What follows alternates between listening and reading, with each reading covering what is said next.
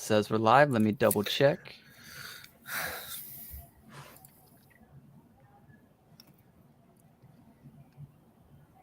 This is the most stressful part.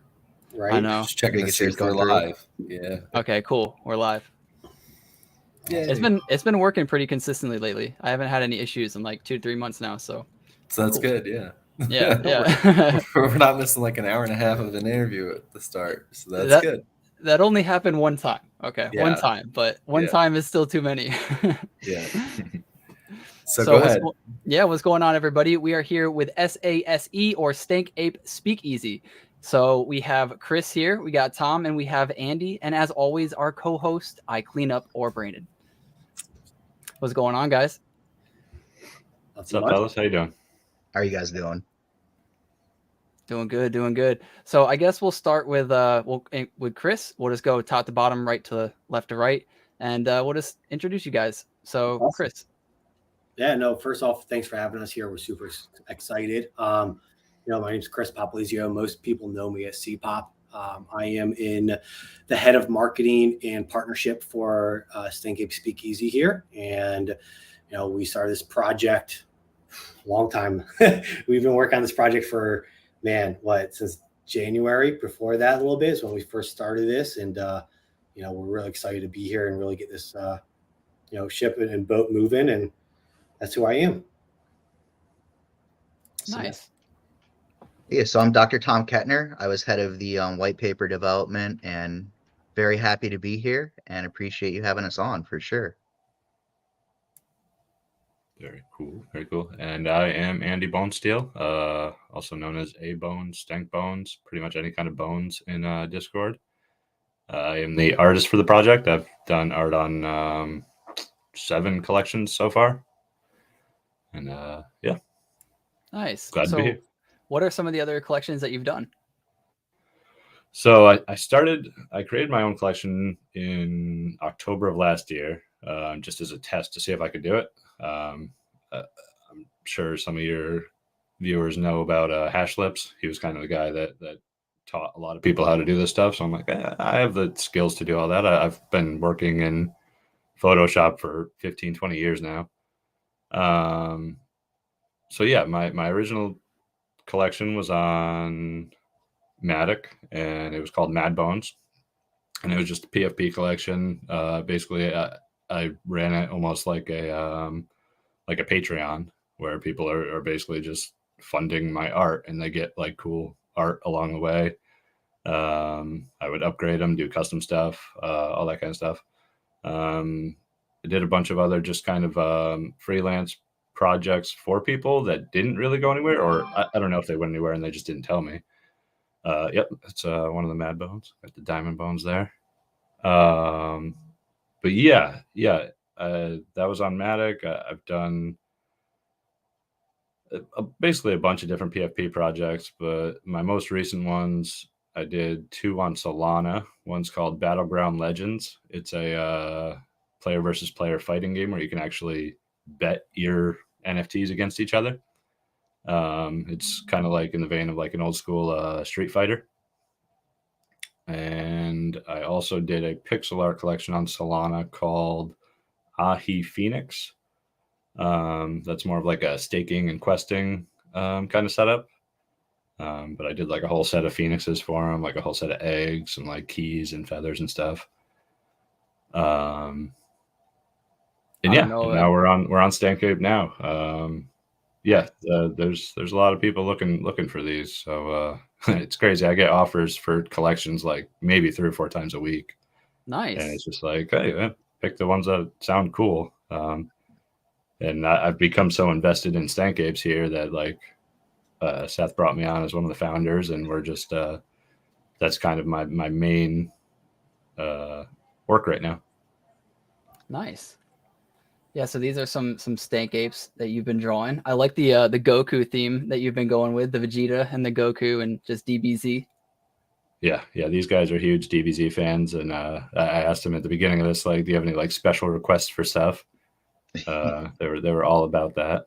But yeah, generally like I haven't released a lot of the 20s themed traits, but most of the collection is going to be like 20s gangster theme. It's going to be like a lot of fedoras and flat caps and suits and vests and all that kind of good stuff. I like it. I see some of the artwork in the cars too. Yep. Yeah, so that's actually an image of the actual McAllister's brewery, and I took it and I re-rendered it as the Speakeasy. So whenever we do our kind of like annual meetup, we'll probably deck it out a little bit, give it a little bit of a Speakeasy love. Obviously, at this meetup, there would have to be a password, correct? Yeah, there better be. Yeah. Yeah. I mean, that's the way speakeasies work, right? Yeah. We'll So replace the entire door. There's going to be no, I don't know. It'd be pretty cool though.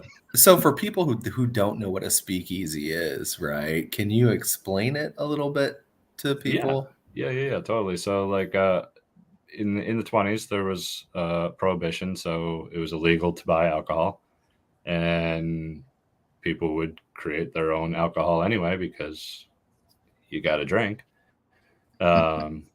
And the only way they could get around that was to kind of create their own bars. They were called speakeasies because you would show up to the place, knock on the door, a little sliding thing would come open, and you'd have to give a password to get in, so they knew that you weren't the police. So yeah, it was just like a little sneaky kind of way to get around the system and still have a good time, you know? Now, so we had an old school like speakeasy here that's still running to this day. Oh, cool. And it's called, I live in Indiana, and at Purdue University, there's Harry's Chocolate Shop, which it was branded itself as a chocolate shop. But if you went upstairs, right, to the second level, that's where all the alcohol consumption was going down. So, and it created there was a famous drink there called the Baltimore Zoo, nice. which got created there, and it's honestly one of my favorite drinks. It's just basically a Long Island with a splash of beer in it, I think. And then that sounds fantastic. Yeah, it's wonderful. But yeah, Cheers so yeah. Do you guys have any speakeasies around you, or what made you guys come up with a speakeasy? So it was Seth's idea. So somebody else want to take this? I don't want to just kind of ramble and be the guy here. But. Yeah, I can go. So basically it was just the way the brewery is. Like when you go there, there's kind of signs and you go in and it's like in a big industrial park. And you kind of have to go around the corner, and it looks a little sketchy at first, but then you get around the corner and it opens up to that picture that's on the website there. And yeah, it's a really cool spot. But yeah, I definitely just wanted to keep with that theme, and works out well for us. I know me and Seth grew up in Schuylkill County too, so we are 5 minutes from Yingling Brewery, and they're actually the oldest brewery in America because during Prohibition they made ice cream, and that's how they survived the Prohibition era. So it's a little cool backstory there. Yeah, that's awesome. And the Stank Ape has kind of a story of its own. So McAllister's brewery, they had this kind of a mythological beast that was kind of roaming around, and he would show up in different bars and smash beers and just kind of like try and liven up every party. And the people around town started calling him the Stank Ape, and he got a little bit of recognition. He got on like a local talk show, had a little bit of like newspaper recognition. So just any little connections that we could do for McAllister's and the NFT itself, we tried to throw them all in there. Yeah, I really like this whole Stank Ape thing, and apes are always really popular. So Stank Ape and the Speakeasy together, I really like that. But there's probably some people in here, maybe one, maybe nobody, I don't know. But for anybody who's watching, maybe after, do you guys want to give like just a quick introduction to the whole NFT project? Yeah, I mean, this could take a long time, but an overview of the project itself and what we're trying to create here in the CNFT world is, we're trying to keep that 1920s theme, the gangster mobster theme. As Andy mentioned before, that is going to be our theme moving forward as we develop this project and grow in the community itself. The overall picture is we'll be having different releases of virtual breweries down the road, and we'll have Hammered Apes down the road as well too, just to kind of engage with the community and engage with the real world as well. So as most people, or some people in our Discord already know, is that we have the brewery integration already in our project itself. So what we're doing with their beer cans and what we have already is our logo of a Stank Ape, but also below it's going to be a QR code. So we distribute over 50 different locations of our beers. And then we also are nationwide of our seltzers. And what we'll have is a QR code that will then link up right directly to our website. And then we'll attract people into the CNFT space itself. And we're excited for that because some people will look at in other Discords and you kind of see the same names, some big players, some new faces. But what we want to do is really grow this space overall because we want not only our project to succeed, but everyone, right? So in order for that to happen, we need more people. And that's what we are trying to do with just the beer cans. One, it's great marketing for us. But two, we really do want to promote this space. Tom and I, and even Andy come from different NFTs, different blockchains, right? I started off in Ethereum and then have my feelings about them, but then came to Cardano, and it's a friendlier community, and we want to keep that. So with the QR codes, that's one feature that we'll be using with the beer cans itself. Another thing that we'll be doing is within the bars is we have TVs for advertisements for our project, but other projects that want to use those TVs to promote, advertise, and really attract different audience as well to then come and join. So that's one aspect of it. Another aspect of what we will be doing is going to be partnering up with real world companies. If it's charities, nonprofits, mom and pop shops, our bread and butter would be, that mid-sized company. My background, I'm a consultant for marketing and creative departments for Fortune 100 and 500 companies, and I help with their people, process, and technology. So our bread and butter is going to be like that mid-market account, real life companies, and looking to get into the space, but have no clue what an NFT is, right? Really, where do they even begin with? And all of our backgrounds as our four founders, we all have different backgrounds, but together we become a powerhouse of becoming a go-to for them. Now I'm jumping ahead of that, but Tom, do you want to talk about the virtual breweries and really what they are and kind of what that looks like for everyone? Yeah, absolutely. So our OG collection is going to be our Stank Apes. There's going to be 7,500 of those minted, and we really want to give back to our holders. That's another main objective of our project. So 50% of all the royalty sales are going to go back to the holders and the communities. So I can pull up the actual breakdown for that. So 20% of it's going to go towards floor sweeping. And that's not so much to keep the floor high. What we really want to do is have that constant supply of Stank Apes to give out for, giveaways, games, poker tournaments, people who are active in our Discord. We really want to give back to those. 10% is going to be community selected purchases of other projects. Because like Chris was saying, we're not only interested about ourselves, but we want to, really help the entire space. So if our community wants to say, get a boss cat, we're going to go out and get a boss cat, have that in a poker tournament as a potential prize, and just do cool things like that. 10% of our project's going to go towards future charities that are going to be voted on by the community as well. And then we're doing something really cool. We're going to have 10% of it going to a lucky holder of the month. So every month we're going to choose one person randomly. And if they don't have any apes listed on the market, they're going to get 10% of all of our royalties. So people are, certainly going to be interested in that. That's going to be a huge draw for our project. And the people that hit that, they're going to be very, very happy for holding on to our apes. So we really wanted to drive that home. And then the next phase we're going to have is our virtual breweries. So there's going to be 1,000 pieces total. You're going to need 5 pieces to create a brewery. They're not going to be unique pieces. Like you're not going to have, I know, like different projects like Yetis and Boss Cats, they had like Yetis, for instance, they had the Archer snowmobile, the robot snowmobile. You're not going to need to like get the specific parts. It's just, part 1 through 5, you're going to need those 5 to come together. You're also not going to need to have all 5 of them. We're going to allow people to partner with other people within our project. So say you have 2 pieces, a friend has 2 pieces, and then another friend has 1 piece. You guys can come together, make a brewery, and have your certain percentages there. Then for any future drop we do through our project, whether it's an internal drop, whether it's, one of those people that we're networking with that Chris was saying, a charity, another company, whether we get projects from other blockchains want to come into our community. We're going to have hops, which that's going to be whatever project's minting, that's going to go towards them. The malt is going to go towards the Stank Apes. And then the brewery itself is going to get a fee as well. So those holders of those brewery equipment pieces are actually going to get a percentage of that as well. And that's something we really want to, just keep giving back and have almost like a residual income for our holders. So that was kind of our game plan there.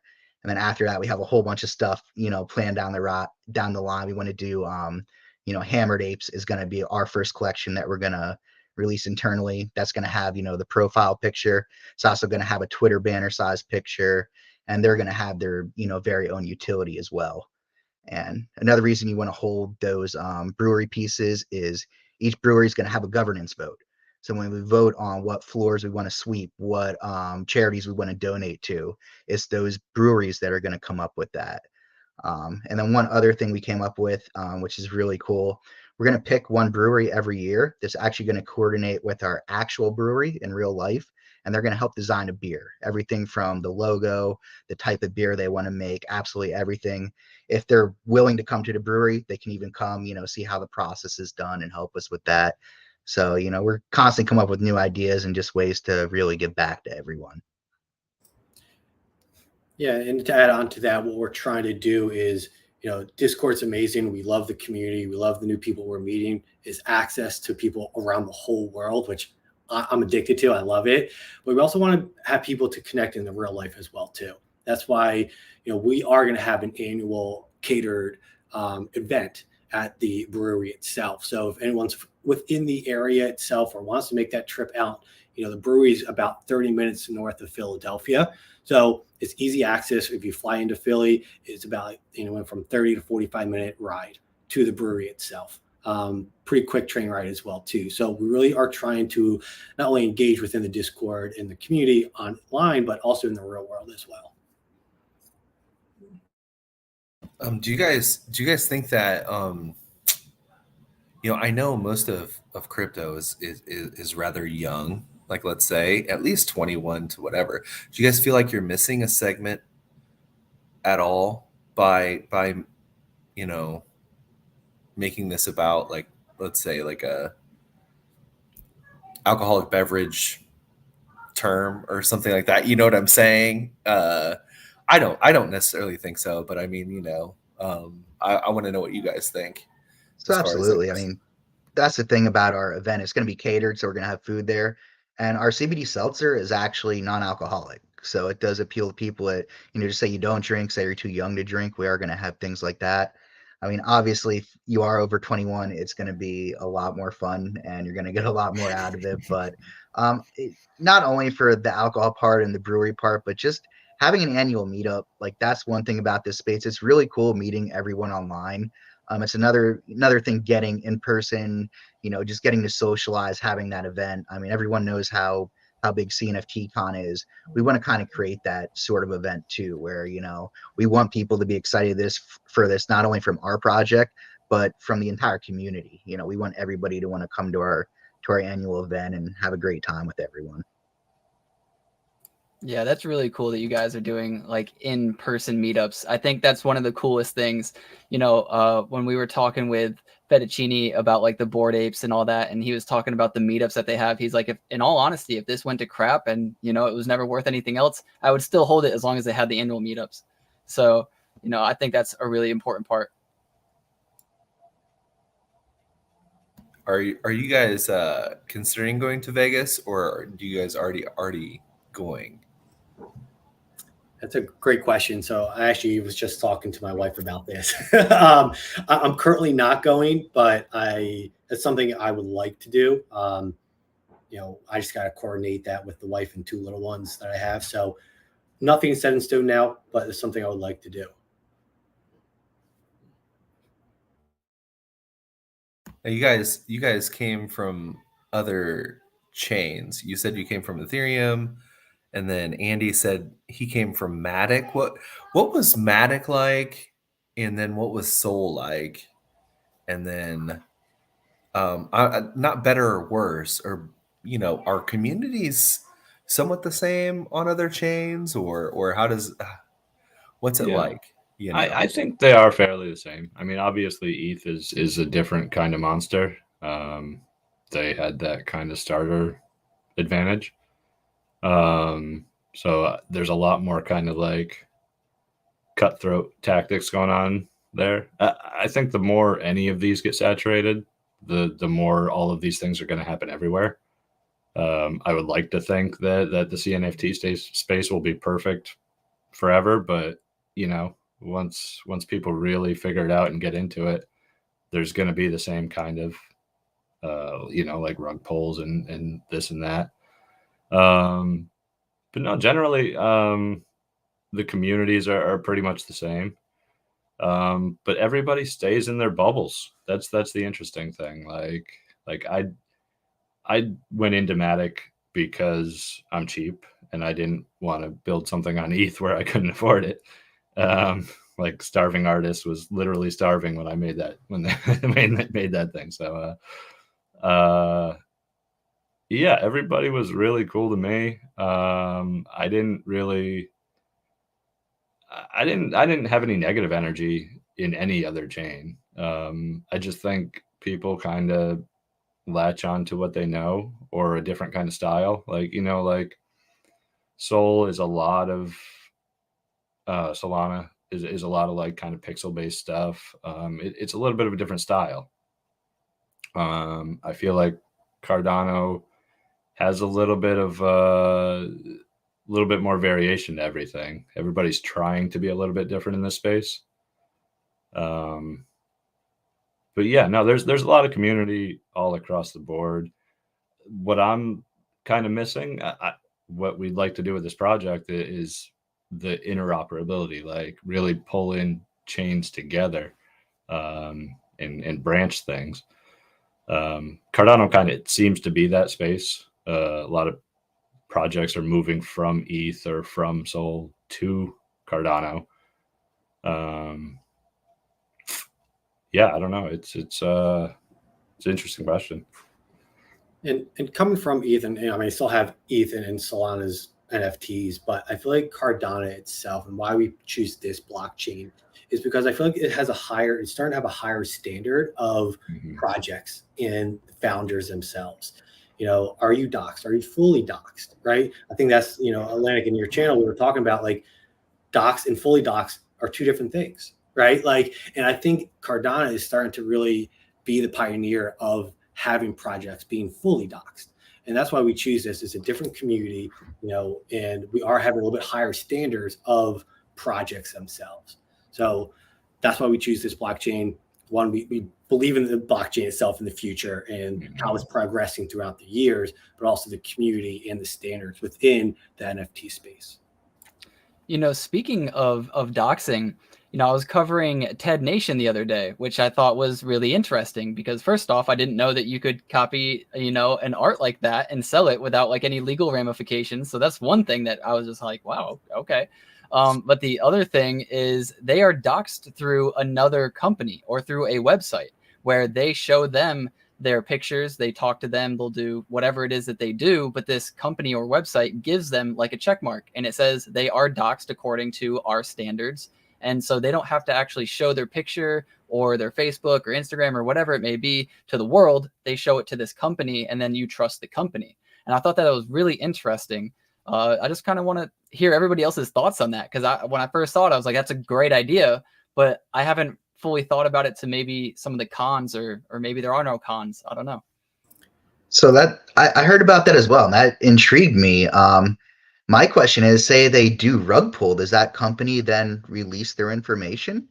Or is that like a non-disclosure thing where they don't release it anyways? Then is that really valuable to have that doxing through a company that's not going to release that anyways? I mean, I need to really look into them more to figure that out. But that was kind of my first thoughts as well who's going to say that company is actually going to come forth with that information if something does go awry? It's a really good point. Yeah, I guess at that point you'd have to really trust the company. Like, so what? They gave their ID to the company. It doesn't matter. Like, I don't trust that company. Like, you think? Yeah, exactly. Like doesn't- it's like being verified on Twitter or something. Like, right. you know, sure. I still Sure. don't really know who you are. Yeah, you're popular. I Yeah. get it. You Yeah, know, and whatever. I but- totally get it from like the artist point of view. Like at first I was trying to take any kind of like job that was offered to me. But once I really started learning about all the different rug pulls and like how shady people are, I don't even want to be part of a project unless I know who's paying for it and who's like behind it.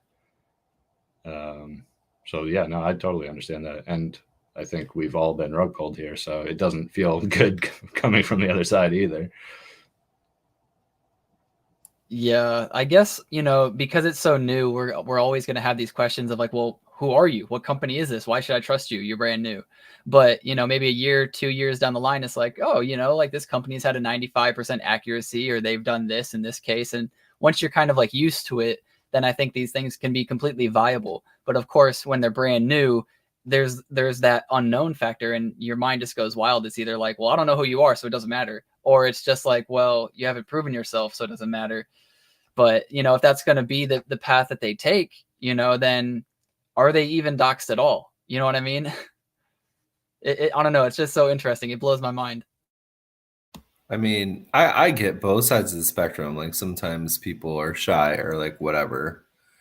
But then, you know, I don't understand it, because it's like, well, you're trying to run a project or whatever. Like, I can understand sometimes if artists don't want to, but if you're like the face of a project and you don't necessarily want to dox yourself, like, that's kind of weird to me. I 100% agree. I feel like if one person of the team isn't fully doxed, then that is, my opinion, a little red flag moving forward. I know some big projects in the space, some people aren't doxed, and still a very successful project. But I think moving forward, I think if at least one member of the founders are not fully doxed, you know, to your point, is people are giving you money at the end of the day, and they want to know who they're giving it to, right? Like, all four of us are fully doxed, and we want to have everyone's trust of like, this is who we are. I mean, some people in our chat kind of know where I live too, right? Like, they know the area, not my address, but like, I'm okay with that because I believe in our project. I know the team and what we're capable of doing and what we're going to do for this space. So if you are going to give me ADA and you are going to mint a Stank Ape, then this is who I am. And this is what you're investing in, right? You're investing in us as founders and in our vision and what we're going to bring to you guys for utility, as income. You know, you're looking at us as investment, and we want to make sure that we're taking your money and getting the best ROI as possible for you guys. So for us, it was a no-brainer to be fully doxed. But I believe at least one person on a team should be fully doxed for that reason. Yeah, I would agree with that as well. You know, and I could kind of see like maybe an artist doesn't want to be doxed, and I think that's kind of okay because they're there, they're making the art, and you know, they're not necessarily like determining royalties or where the money goes. You know, they're there to do their job and bring you their passion for art. And same with like a developer. You know, I could see them maybe just want to stay in the background or whatever. But as far as like founder, co-founder, and I don't know, marketing manager, stuff like that, like people who are supposed to be in the face, I think they should definitely be doxed. Yeah, totally. I think a lot of, we throw around the word project a lot, but really these are businesses. Like, and we as a team, we treat this as a business. Like, you can't look up Coca-Cola right now without seeing who the owner is. Like, not that that really matters, but any kind of lower business that you go to, like you want to meet who's running it. Like, you want to know that there's real humans back here, and it's not just some kind of bot fest that got bought for, you know? Yeah, I see Seth is here, but his devices aren't connected. So if he's trying to join, I don't know if you can hear me, Seth, but you need to connect your camera and microphone, and then I'll be able to pull you up. But I don't know, for whatever reason, it's not showing that you have your devices connected. Okay, yeah, he messaged. He said he was in the background, and he is in Mexico. So he said he was just going to kind of sit in the background until he could get in. All Yeah. good. Whatever he wants to do. Just wanted to let everybody know I see you. I just can't bring you up. Yeah, and he is fully doxxed as well. He's actually, just for the viewers, he is on his honeymoon right now. So timing was certainly not ideal for him, but you'll definitely see him around. And that's the nice thing about our project too is, not only are we going to be on these interviews, but if you come to the actual catered party every year, you can meet us in person and and just meet us in real life, which that's something we're really excited about as well.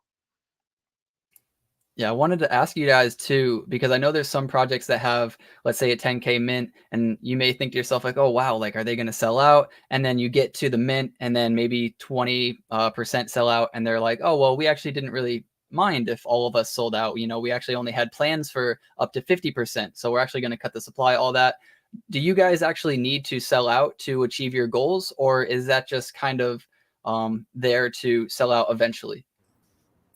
Yeah, great question here. And I know this has been brought up before too. So to answer the question is, we don't need to mint out. Of course, the ideal and what we fantasize is, 5 minutes, we're sold out, everyone's, having a couple of drinks and they're very excited. But in reality, we put a business plan together. And this is why it took us 5 months to even come up with the white paper and really our vision of the project. What we call project is a company, right? So we don't. Ideally, yes, it would make it a little bit easier, but at the end of the day, we don't need to.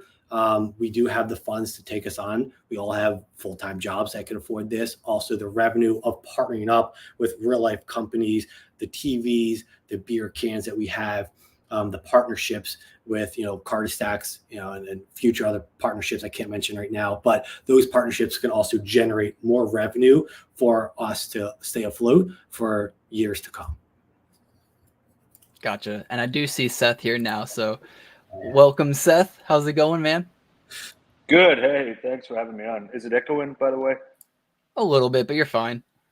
Okay. Just making sure I'm not like blowing it up here, but really appreciate, you guys. And I heard you guys mention it earlier. I am on my honeymoon. The wife is kind of like, hey, what's going on? I'm like, hun, had dinner, got to step away here. Got something important. Well, I'm like, get out of here. Get out of here. Yeah. You know what I mean? Yeah. Like, I'm not trying to interrupt this, Yeah. So, but no, it's important, having a discussion, and I have full faith and confidence in Tom, Andy, and Chris, and I dropped that in the chat there when you were asking where I was at. But I mean, that's the great thing about this team is 100% any one of us or them can pick it up and just let you know exactly where we're at and what we're doing and where we're going for a future project here. So I was totally cool with it moving forward. But I'll mute my mic here and let you keep going on with the questions and chime in when needed.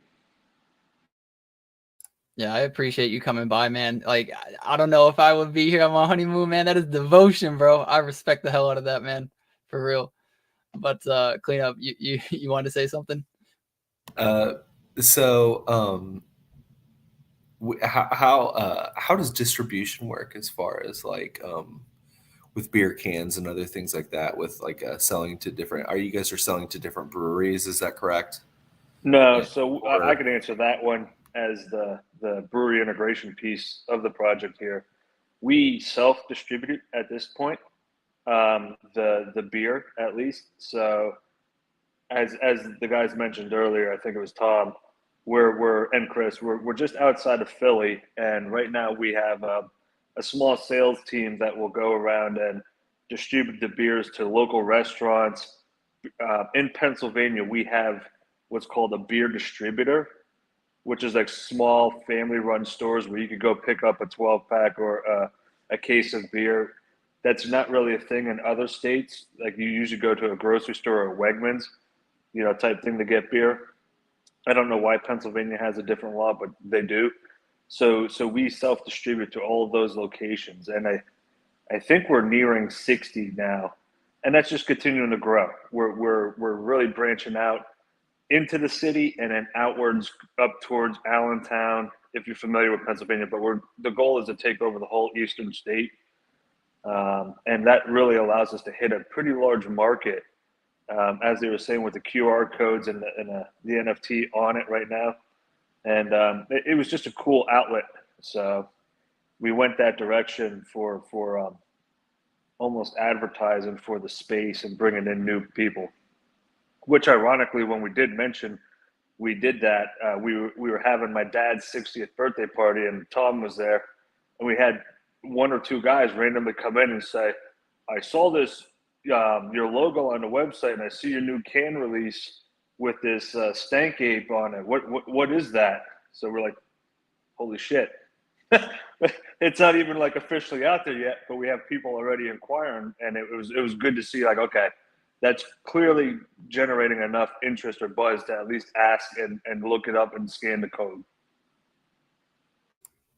So with the codes, what exactly does that do? When I take out my phone, I scan the barcode or the QR code, where does that bring me? Right now to the Stank Ape SpeakEasy homepage. But that QR code could go anywhere. So wherever we want to program it, or as the project develops, we can send it to anywhere that makes sense for the overall community. Gotcha.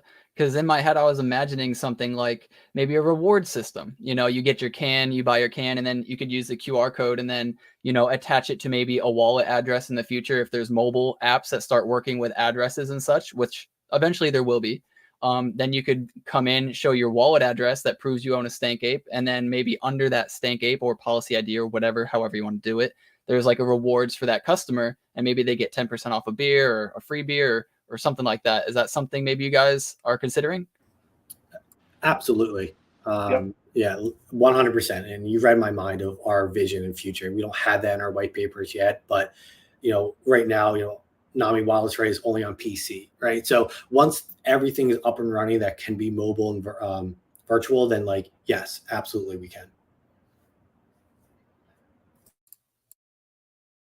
So also, have you ever thought about putting like, I guess, supply chain on the blockchain, like having your supply chain run like metrics through the blockchain, much like what is it, Chainlink and VeChain does, you know, other things like that. That's an intriguing thought. I mean, we haven't thought about that quite yet, but yeah, I could definitely see us looking into that down the road. I've been following VeChain for quite a while, so I'm very familiar with them, and that would be something really cool to add in down the road. So what is your guys' favorite brew to like drink? Stouts all day long. Stouts? Year round. Yeah, I'm stouts and porters. Yeah. Same with Seth there. I'm a stout guy. I'm a hazy IPA guy. I'm the goofball, I guess. But yeah, give me a hazy all day. I like IPAs as well. I used to be like solely IPAs, but like, man, once I got into that kind of rich malty stout, so good, so good. I had this Mexican German cake stout yesterday. Oh my god, it was so good. It was so good. I don't even remember who did it, but it was good. See, like I wanna be like a hoppy beer drinker, but I cannot. So like I stick to the terrible ones like Coors Light and Land Sharks. Like That's all right. We got a beer for you. It's called Freed Beer. Very light Pilsner, 4%. That's really our best seller now. We launched it for this summer just to see what would happen, because you know, as a microbrewer, you traditionally end up with a hoppier IPA. You know, and I don't know if the guys explained how our brewery really operates, but you know, the McAllister Brewing Company is an English traditional style brewery. You know, our head brewer really likes to stay with that type of beer, like a brown ale, a pale ale. He doesn't. It hurts him if he has to put, you know, the fruited type beers that you kind of see coming out, or the big sours and all that. He doesn't like that because in his mind, he doesn't think it's a beer. It is what it is. I tell him he just has to expand his horizons, but he gets very, very upset when we force him to brew things that he's not comfortable with. So I was like, hey, dude, your Pilsner is too German-esque. Like he kept it as a very German style Pilsner with a full body, and it was like a 5% Pilsner. And I'm like, freaking, some people just don't want to come to the bar and drink 3 beers and walk home, like stumble home. Like you got to get something under 4% that doesn't have such a big body. And that's what this Fried beer is. So it's like right up your alley of a Coors Light, Miller Lite style beer, just in a craft brew. And we'll probably do some renditions or series of it itself. But it's good. It's definitely crushable. It's not a stout. So I mean, it's kind of like, yeah, whatever. Get that thing out of here. I think it's because when I was like 12 or 13, I drank my first ever beer. I took a shot before I had beer. Okay. And my first shot was so terrible. It was Wild Turkey 101. And then I had Southern Comfort, and I literally thought it was ass. And so it was so gross. And then I was like, oh, you have a beer on New Year's or whatever. And I had a Guinness Extra Stout. That was my first beer. And I was like, this is so disgusting. Why would anybody want to drink this ever? And then, I found out I drank the water with beer flavoring, and I was like, oh, this is not so bad. So yeah, you got to work your way up the chain. Yeah, you that was, can't start it. Double Guinness. I mean, fortunately, Kettner and I grew up on Yingling Lager, so if anybody knows anything about lager, like everybody loves lager. Yeah, same. Yeah. So. Yeah, which my state just got that, like, I want to say 2 years ago. And so, it's kind of crazy. Even then, like, I think it was like 3 to 5 years ago, we actually got alcohol sales on Sunday, which was like a revelation here because we didn't even have that. And so, it's just been kind of crazy to see, the way alcohol is. Like, it's definitely, like, I think more of an adult taste. Definitely not for kids, at least in my experience, especially with the extra stouts and, stuff like that. I couldn't do it. And even to this day, like, about as hoppy as I get is Oberon and the Two Hearted Ale. That's about it. That's about all I can do. It's about as deep as I go. Dude, I don't even know what those are. Yeah, Oberon. I've never even heard of that. It's Bell's. It's by Bell's. Yeah, it's a Bell's beer. It's good. Yeah. Okay. Yeah. Also, while you guys were like, "Oh yeah, like stouts, I like this," I was like, "What is a stout?" You guys should explain this to him more so. Like me. I just know there's like beer and then there's light beer. I don't know the difference. So the stouts are like the real dark blackish colored beers. Like Guinness is the most popular, but honestly, like I kind of put Guinness in its own category. Like to me, that's more of like, that's just very enjoyable to me. Not so much the Guinness Extra Stout that you've had, but just the traditional Guinness. Like I think that's so drinkable. It's almost like, milk to me. But then they have other stouts that are much like denser, and those can hit you pretty hard. I know McAllister's has a really good one, Skook Water, and that's kind of somewhere in the middle there. I guess I still think Guinness is in its own category, but and we actually have some different backgrounds in our project. We have the light beer background, we have the traditional IPA background, and we have the stout background. So you can see the variation in colors there. And then, obviously the hoppy beers, those are your IPAs. Those are the ones that are very bitter. And then you have your, traditional light beers, which a lot of the American domestic beers are like that, minus Yingling. Gotcha. Yeah, my favorite beer is Corona. So, I'm pretty white, basic, but yeah, I was thinking more about your CBD drinks. Do you have any like THC drinks or anything along those lines? Is that not legal yet, or will it be legal? Anything that you guys know about that? Not yet. We have 0 THC in it. Even the CBD is a gray area. So it's funny how that works.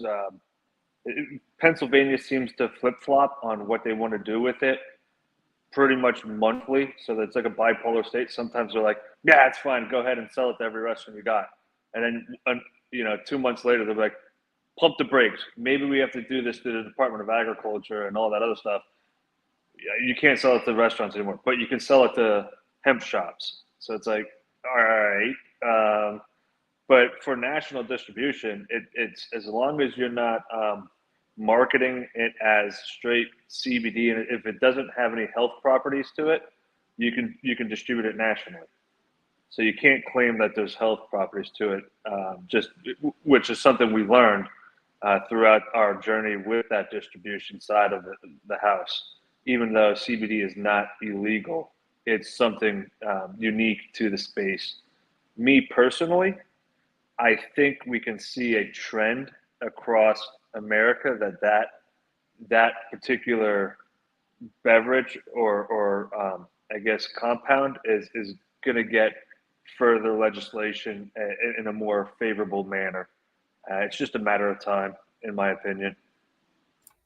And I know you can't, say that there's any health benefits, but what are some health benefits that people are talking about from CBD infused beverages? Well, I could give you a personal story and why it was created. Mike, the head brewer, was looking for an alternative to other than drinking the beer that he brews every night. And for him, he's like, I need to create something that I enjoy drinking that will have, some type of an effect to him. And for him, it helped with his anxiety, and it like just gave him a very mellowed, smooth way of thinking, a level head. And he ended up losing about 50 pounds, I believe, when he switched. So he had a significant, and it was noticeable. I mean, Tom could tell you, because he was up there around that time when you could tell Mike was drinking a little too much, and how that was negatively impacting his life, and he made that switch, and how it positively impacted his life. So, I mean, it's 100% like, holy shit, like that was a real deal. Like I've seen it firsthand on what the benefit could do to somebody, and he's a totally different person. He's healthy. Like his skin complexion even looks better than what it was. Not that I was checking out Mike's skin as the head brewer, but like you can tell if you're doing something too much that there are negative impacts to you, but not this particular basin. I mean, it's very interesting to see, because I don't live in Pennsylvania right now. I'm down in North Carolina with Andy, and I had the opportunity to see it outside the fishbowl, and it's kind of like I would go up periodically, so it'd be every 3 months. I would see those changes over a 90-day course, and it was just amazing. I was like, holy crap. There is definitely something there.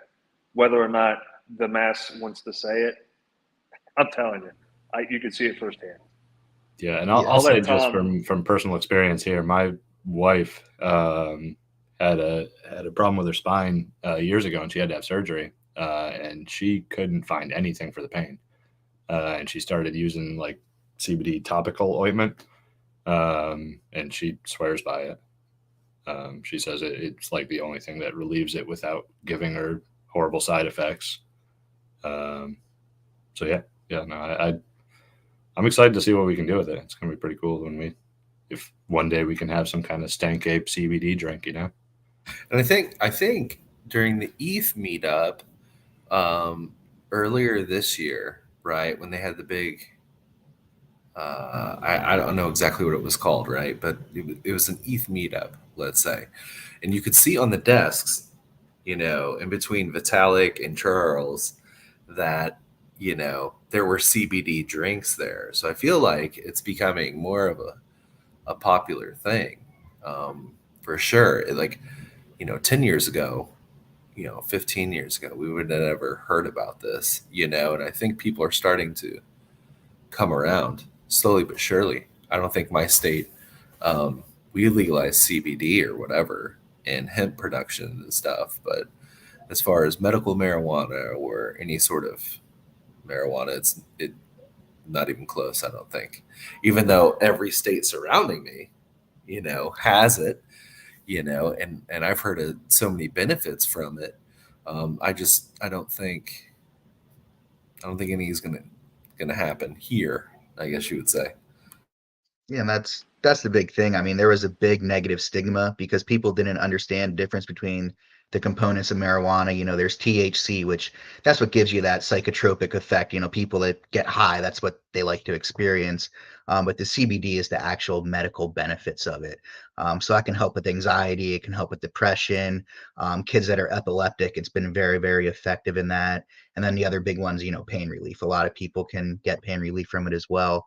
And you know, they have it in drinks now, like we have the seltzer, they have topical creams. There's all different, you know, sorts of way of applying that. Even with the marijuana itself, they have certain strains. I know Charlotte's Web is the one is very high in CBD, low in THC. So people aren't necessarily getting high from that, but they're getting all the medical benefits of the CBD from it. Gotcha. I know when I was looking it up a little bit, I was looking up and I forget who the guy was. I want to say like one of the dudes Cheech and Chong or whatever, but he was talking about how CBD is like very, very helpful, but only if it's microscopic, like super micro. I don't know, like the molecules are really small, so it absorbs into your skin really easily and quickly. And he like did a few studies with that, and I was just wondering if you guys knew like what type that you guys have, or you know how much you put into your drinks, or any of that stuff. Yeah, so it's a full spectrum, and I think we dose it with 20 milligrams per 16 ounce. Gotcha. Okay.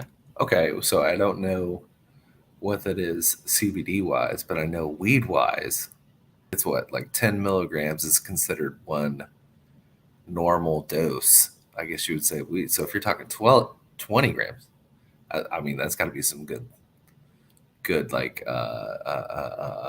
almost like therapy. I don't want to say therapy, but for lack of better terms, like it has to have some sort of effect, right? Everything I've ever read about CBD is like positive, you know? Yeah, I mean, it's not going to like alter your vision or like your inhibitions or anything like that. Like I drank it just out of curiosity, and like it mellows you out, but it like for me, like I don't have like a lot of the problems that people would be looking to fix.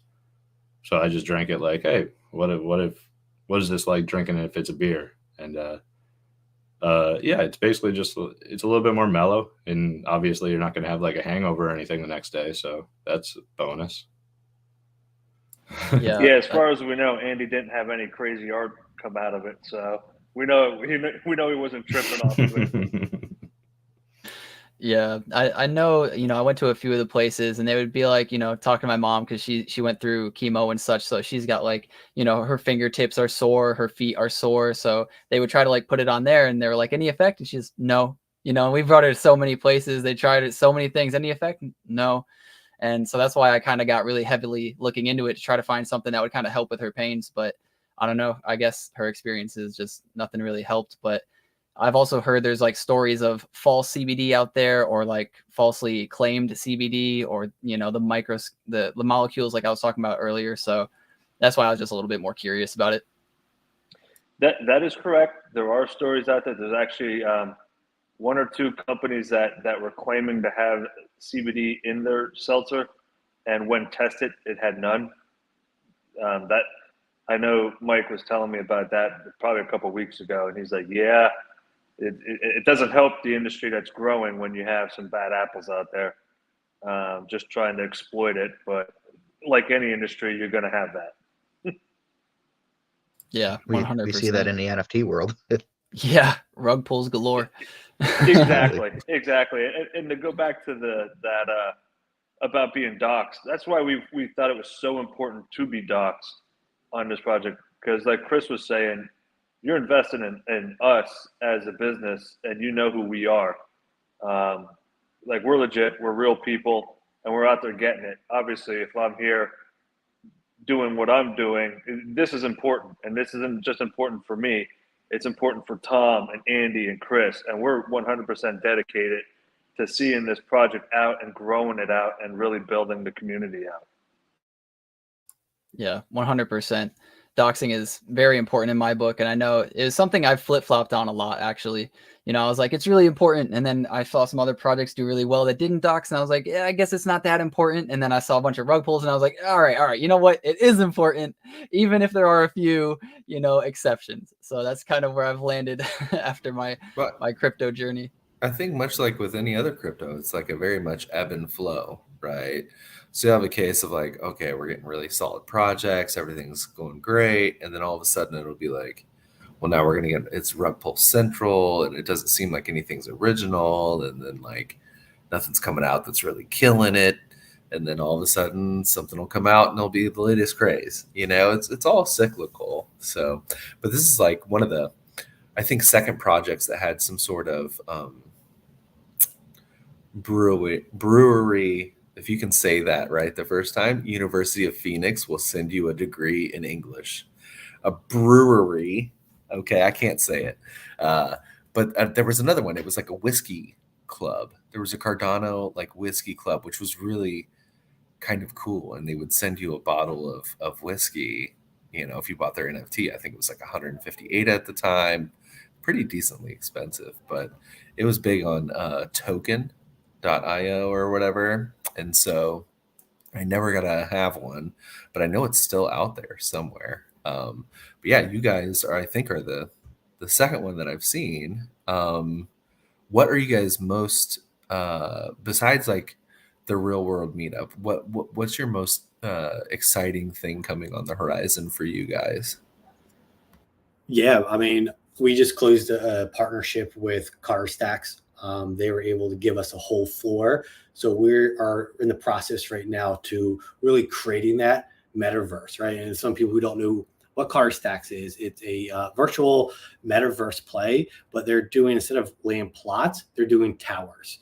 So they're gonna have one tower that's dedicated to collabs with all partnerships on each floor. And then another tower is gonna be for residents. So you can have a small studio, a deluxe, and a penthouse. So on the collab side of their towers, they give us a whole floor. And on that floor, we're able to create whatever we want. And, you know, my mind goes kind of crazy when I think the metaverse, right? Because it's a whole new world that is, yep, exactly. So they give us a whole floor. And like, when my mind goes of what we want to look, what the feel and the look like the style, the tone, like what we want to bring, and keeping that speakeasy is what I'm most excited about. You know, we're going to have not only exclusive access to get in, but once you're in, there's also going to be exclusive access within the floor itself, right? And we are partnering with other projects on this floor and also within our collection as well that will have access to the specific rooms, events, giveaways. You know, that's what I'm looking forward to, and just in the horizon.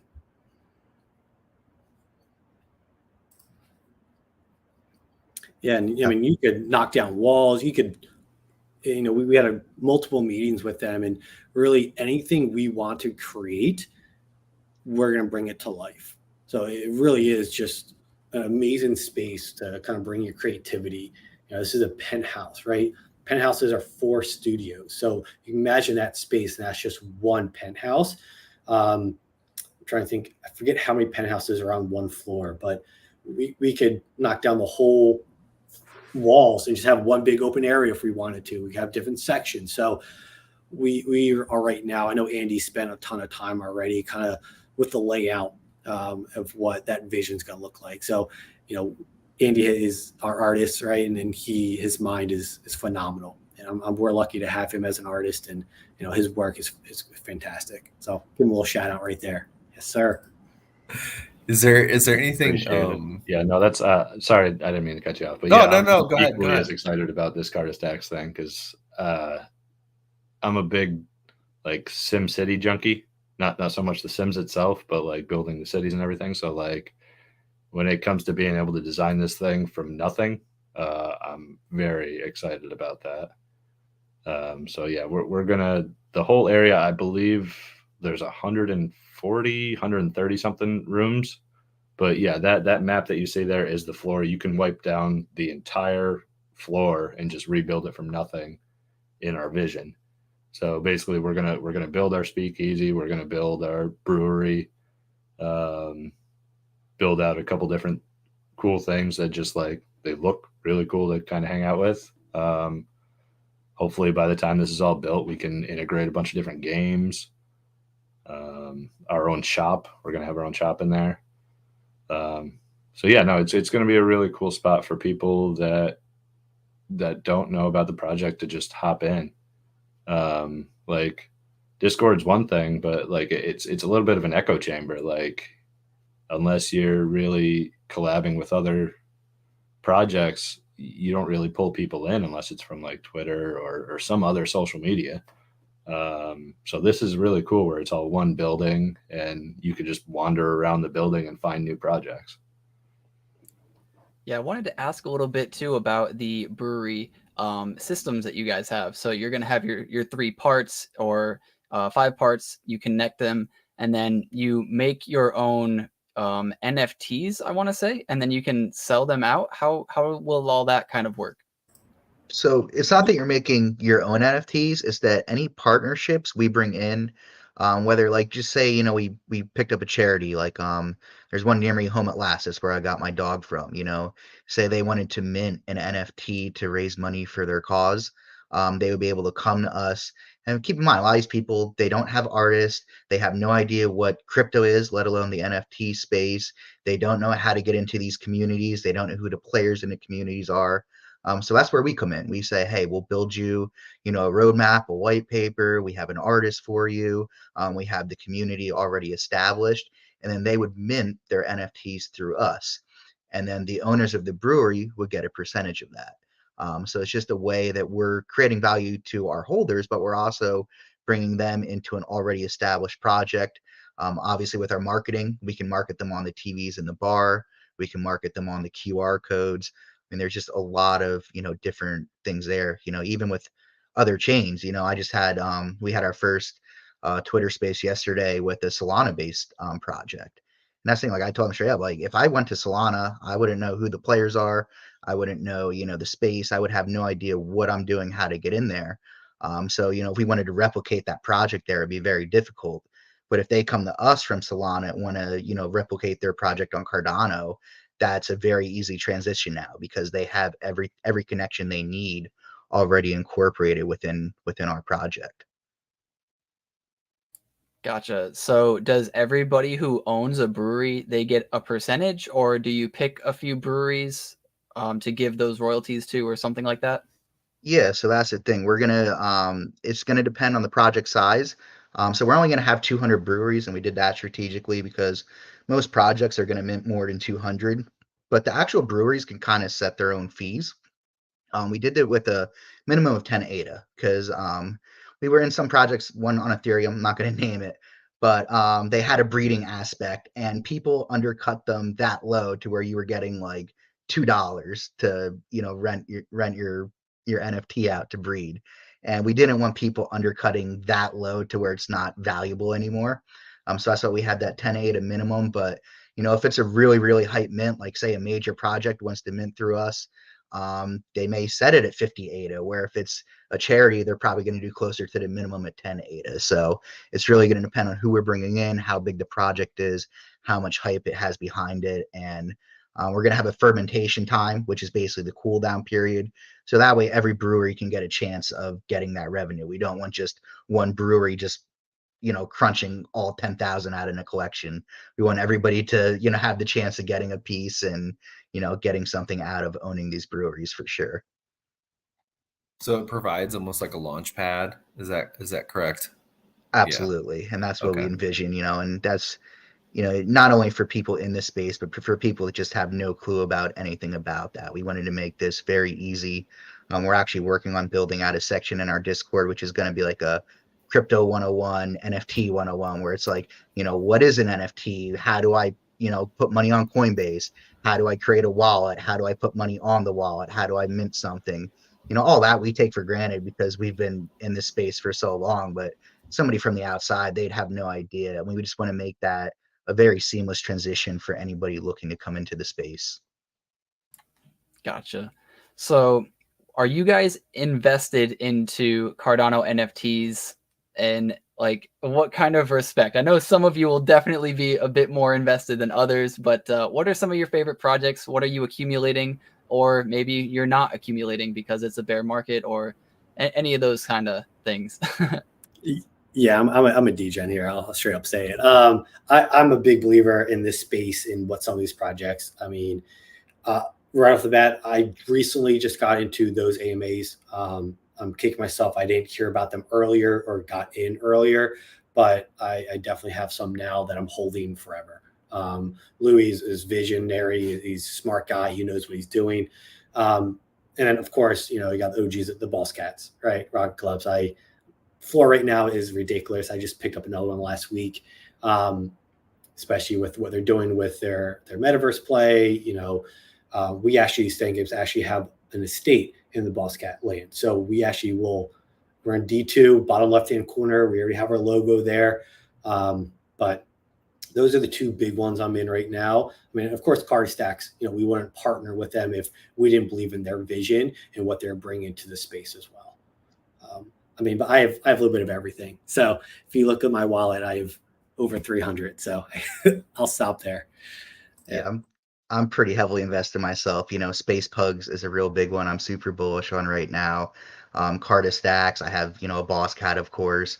Lazy Llamas, we have, a land in Lazy Island as well. So we have four states combined between the teams. So we're looking at using those as well. Safari Squad, I got into. Seal Society is a real big one I'm invested into. So yeah, definitely love this space, and I'm in quite a good bit myself. And of course, Atlantic's project too. We can't go on his show without giving him a shout out. We do have some ocean NFTs for sure. We do. Yeah, he sees us in the Discord quite frequently. Yeah, I love that you guys pop up, man. I really do. I appreciate it. What about you, Seth and Andy? You got any NFTs? You've been degenning it up? Absolutely.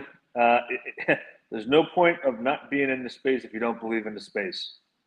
So to echo Chris and Tom, I'm not quite as heavily. I'm probably the newest one out of all of us in the area, but I did go right after the Boss Cat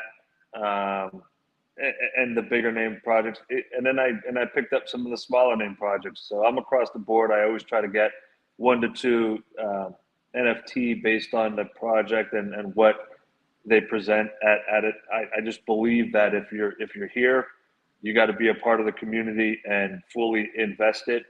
There's no point of just being a pinky toe in and playing. Like, if you believe, you believe. You're here. Yeah, I'm probably the least invested in NFTs, but I've been in crypto for 4 or 5 years now, and ADA is my heaviest holding. I really believe in Cardano. I love Charles Hoskinson. Dude's awesome. So yeah, I'd hold a few NFTs, but nothing like these guys. What do you hold? So I got a Yeti. I got a couple of these that these guys kind of put me onto early on. I don't hold any kind of like awesome big name, like expensive ones, because I am poor. So yeah, basically all my money went into ADA, and I've been holding it for a minute right now. Now that it's dropped, I feel bad about. I don't want to throw it all away right now into NFTs. I'm trying to build it back up a little bit. I also want to give a shout out to Vox Society. I know they just minted out over the weekend. I think what they're doing is something special and under the radar, in my opinion. But I think what that team's doing, their vision. I was just in their Discord right before we hopped on here, and they have a partnership announcement coming up soon. I don't know if it's later tonight or tomorrow, but I'm excited for them and what those guys are doing over there. That's what's up. Have you guys been accumulating anything while we're kind of in this bear market? I know, CNFTs haven't really seen a huge decline other than maybe Boss Cats. But yeah, are you guys buying more Cardano, maybe buying more VeChain, anything while we're at these lows? Or do you think there's a lot more pain and you're kind of just waiting with some cash on the side? I'm buying. Yeah, I buy weekly. Every Friday I get my paycheck and I buy Cardano, Ethereum, a little bit of Bitcoin. I still believe in Solana. I know every day there's always an issue with them, but there's a pretty big game on there called Star Atlas, which I'm invested in. And I think that game, when it comes out fully, is going to be really fun to play. But those are the three that I look at on the tech side that I invest in.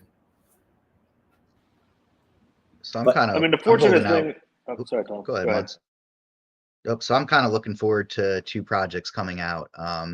Bad Fox Motorcycle Club. I'm really looking forward to them launching, and the other one is the Thirsty Dog Club. So those are the 2 I'm kind of holding out for, and I'm definitely going to be investors in those. Yeah, shout outs to Bad Fox. They're going to be on the channel as well. I think in 2 weeks. Cool. Who was that? I missed it. Sorry. Bad Fox Motorcycle Club, aka Ben Ada, the boy. Yeah, sure. So I was going to say, fortunately, being, I guess, not that we're old, but a little older, in our mid-30s. I mean, we've all seen some non-crypto talk, but like the stock market, and the best time to buy the market is not at its peak; it's at its bottom, or as it's going down, because over history, what goes down comes up, what comes up goes down. So that's, I mean, we've seen it in other markets, at least I have. So I know as Cardona, and I always say it wrong, so forgive my Philly Northeastern accent. The guys beat me up all the time because like, that's not how you say it. I go, I get it. I can't speak. I didn't have a good English teacher. It is what it is. So, but I think we've seen a floor. It may test another floor, but I don't think so, given what I've seen in Bitcoin and Ethereum and how they keep sliding. But, ADA is sitting where it's at. And to me, it was just like, man, I'm buying. It just makes sense right now to buy. So we'll see. I mean, I bought it $1. What's gonna? You mean buying at 50 cents? Like, what are you talking about? Like, of course I'm buying. Like, what do you mean? Yeah. If I held Cardano at $3, of course I'm buying at 40 cents. Right. It's like, this is a no-brainer. True OG wanted me to show off his first Kong, so I'm gonna share my screen because he wanted me to show this thing. I know it's always a big deal, man. When you finally, build up the courage or you throw a lot of money all on one asset, you're just like, well, I got it. I got to show all my friends. Like, I want people to tell me this was smart. 100%. I had a few Kongs. I sold them. I'm hoping it drops a little bit more to get in before the shoe drop. I think that's a cool project, what they're doing over there too. So that's, if it drops a little bit lower, if it hits 22, I'm buying. I don't think it will, but that's a sick one. Yeah. And I don't know if Tom touched base on it, but just to show our belief in the overall community is, as we roadmap and we mint out each 10%, we're giving away another project's NFT. I mean, because why not? It's about the community and building the community, and I think our final one, or our 90% one, is a chilled calm and a boss cat, are up in the top tiers. So as we incrementally increase, we are giving out another CNFT because we believe in the space. We have a disco in there too, which that's another project I'm really big on. Disco Solaris they're crushing it. Yeah, right you now. Do love that one. Yeah, we don't talk about that. The seaplanes, bro. I was so dumb. Like, during their mint, I got so frustrated with their mint. I'm like, I was so stoked for the project. I did not get any during their mint, and I'm like, all right, forget this project. And yeah, I waited way too long to finally stop being stubborn and get into them. But that's the thing. That's the thing. Like, so I wasn't like that. I was like, okay, I like Disco Solaris. Like, this is gonna be great. Like, I wanted to mint 3,000 of them, but I only minted, I think, like 5. And then I just started buying off secondary, and they were hitting like 200. So I was buying like 10 more of these at 200 each. And then all of a sudden the next day or the next 2 days, it drops down to 70.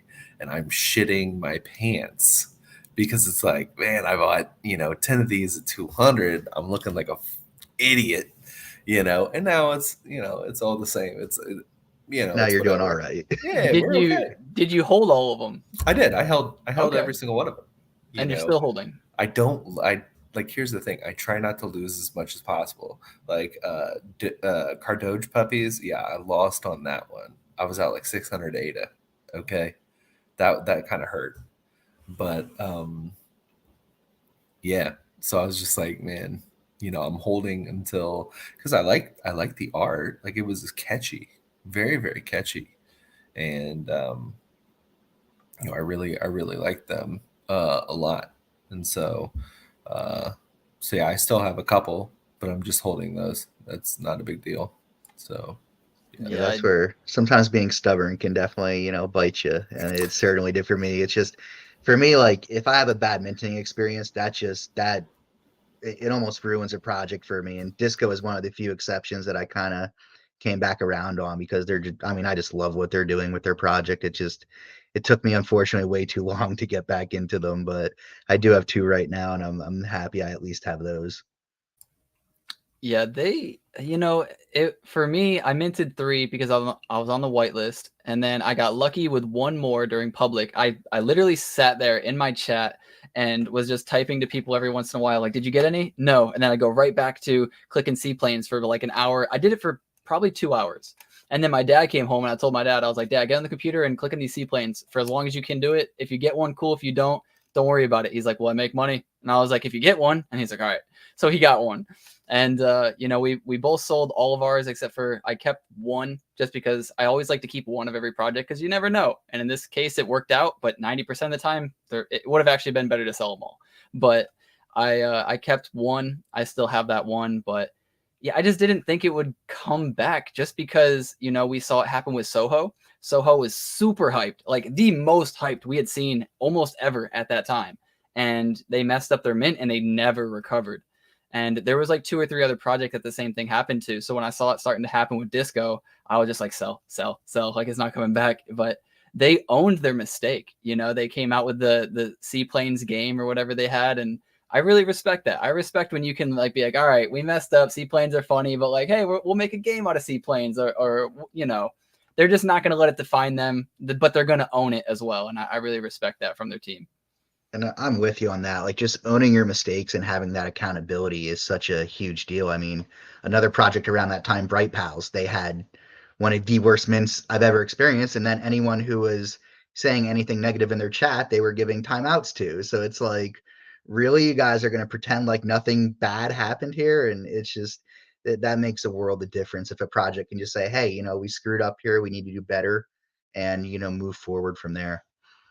I think Bright Pals ended up merging with somebody else. They did. Pastel Buds took them over, and there was a bunch of turmoil around that too, because I guess the owner of Bright Pals wasn't handing over the wallet and was like demanding more money. There was like a whole big stink about that. So yeah, it was just, I don't know. I was glad I never got into Bright Pals for sure. Yeah, this place can get kind of messy. One of the big things that is happening right now is with Bored Apes, right? So they were coming out with, I don't know if you guys saw it. It was like Burn BAYC, right? Which was like, I guess this guy did some deep dive, sort of stringing things together. Like I can only imagine like lines and like stuff like that, trying to say that there's some like Nazi white supremacist behind Bored Ape Yacht Club. And, there were some things that were interesting about it, but no, like I just don't, I don't go along with it. You know what I'm saying? Like, sure, they can pay influencers, like whatever, through MoonPay or whatever it is. That's fine. Maybe Post Malone doesn't care about Bored Apes. I don't really care. Maybe Eminem doesn't care. Maybe, Steph Curry doesn't care. Like whatever. But like, I just don't think that it's true. I mean, I could kind of see it, but again, I think it's a lot of like connecting dots that aren't there. You know what I mean? And oh yeah, there's going to be conspiracy theories everywhere. I mean, again, with this space being so new and so Wild West, like with people not being doxxed, like you never know. You never know. I mean, anything could be happening. There's a lot of dots to follow there. Yeah, I know. I see J-Hub says Snoop cares about Clays, and I didn't actually fully read the article. I was having dinner, but it said something about Snoop is trying to like get something more with NFTs. So he's like trying to make like his own business or get it like more legit in some way. I didn't read the article. Probably shouldn't even be bringing it up because I didn't read the article, but I don't know. Maybe some of you guys know, so I'll bring it up and maybe you guys know, but I thought that was pretty cool because a lot of people ask me like, well, do you think NFTs are going to go away? And my answer is no. Like not only are we super early and it's only been like a few years, but you have celebrities putting a lot of their money up there. And sure, I guess celebrities have enough money to lose, but still, why would they do it at all if they didn't believe in it? So. Yeah. I've heard with Snoop, it's his son. So his son really pushed him to invest in a lot of this. And Snoop invests in like everything. Like you see that guy anywhere and everywhere. So I think he's just looking for the next best thing. I think he's smart. I think you're not gonna be on the beginning of the train if you don't hop on first. So like he's really just trying to find whatever he can. And so he's putting Charles Hoskinson in a music video. Nice. From what I understand. I believe it. I hope there's a falcon. That's all I care about. Yeah, there probably will be. A falcon and a lobster. Yeah. Lobster, of course. Yeah. But I think, are there any interesting partnerships that you guys would have or just fun things that you guys can think of having like an off-brand partnership with like, what's the drug to hit us up? Like I will talk to Snoop right now. Like, hey, we'll burn it down together, talk it over, figure it out. No. Ideally, sure. Who's the guy? Who's the drunk guy at the bar with the Simpsons? Barney? Is his name Barney or something like Simpsons? that? Yeah. Nice little Simpsons crossover. Hey, that'd be hilarious. We'll take it. You can get Jim Jeffries or somebody like that in here. Oh, there you go. Yeah, like okay, so like who do you think is the most famous bar person you would say in a series? In a series? In a TV series. All I can think of is Cheers. Cheers, right? Yeah, Cheers. Norm? Right where my head goes. Norm? I mean, I would think the Always Sunny crew. It's more than one person, but man, that would be great. Definitely regionally. Patty's Pub. Yeah, you got Frank from Shameless. I don't know if you guys got in that show. Yep, that's a good one. Okay, I've been seeing a bunch of Shameless TikToks lately, and I'm just like, really? like so not really TikToks, but I get caught. My mind gets caught on the loops of on the YouTube Shorts, and the YouTube Shorts for like the last week have been all Shameless stuff, and I'm just like, damn, I need to watch this show. Yeah, it's awesome. It's hilarious. Yeah, I'm way behind. I'm like a couple seasons in. Like I was playing a game the other day. I was playing like Call of Duty, and this dude's like, "Oh yeah," they're sitting there talking about it, and they start throwing out spoiler after spoiler. I'm like, "Wait a minute, you talking about Shameless?" It's like, "Yeah." I'm like, "Oh no, exit." Yeah. So, go ahead. If you dive into that question, I mean, we can go on forever, right? Like my mind's now starting to race of like characters who we could do. Like we got Family Guy, right? They all sit at the bar. There's 4 friends. Like you do that kind of angle. Like there's a lot of different people and characters we could kind of go after and partner with, right? Like and have a theme behind. So I like that question. That's a great question. So also, I don't want to spoil this to the artist or whatever. Is there going to be like a Dick Tracy character? Anything's possible. Okay. Okay. There's going to be all sorts of references. So I've been on a huge Peaky Blinders binge lately. So I certainly have a Thomas Shelby character. yeah, and there's a few others. Like I again, we haven't dropped a lot of those sneak peeks yet, so you're hearing it here first. There's a lot of sneak peeks that will be coming out that the team has seen that are not released yet. And yeah, I'm very excited for the space to see some of the work Andy's doing over here. We got some really cool stuff coming out for you guys. And so my family was originally from Virginia. We came in through Virginia, and so they set up shop there, and they did a lot of bootlegging back in the day. In fact, my grandma brought up an article, like an actual, she has it laminated, of my great great grandfather busted out of jail 4 times for tax evasion, for bootlegging. And so they went from Virginia to like the Carolinas, down to Florida, and then up to Tennessee, and then Kentucky, and then finally home in Indiana, I guess you would say. So bootlegging, speakeasies, all this stuff is very near and dear to my family history, and it's actually pretty cool to hear all these wild stories. And I'm sure that they had really great connections, and stuff like that. So, man, I'm really down to learn more about what you guys are all about, and obviously try some brew. Have you guys ever thought about like looking behind, having people, like maybe they could win like a trip to see you guys, how you guys brew things and other things like that, if they wanted to, or anything like that? Yeah, absolutely. We've thought a lot of things about for our holders, right? Because our mission is to kind of give back to the community and reward people that are holding our NFTs. So we thought about that. We thought about maybe potentially paying for someone to come out for our annual event, right? Cover them on hotels, all the expenses for a night or two, right? So we definitely want to give back to the community and try to bring the brewery to everyone as much as possible and bring that real life interaction with the founders. I mean, Tom and I live about 15, 20 minutes away from the brewery. I know once Seth is up here, every 2-3 months as well. Andy, we're going to get him up here as soon as possible. But yeah, we definitely wanted to give back to our holders.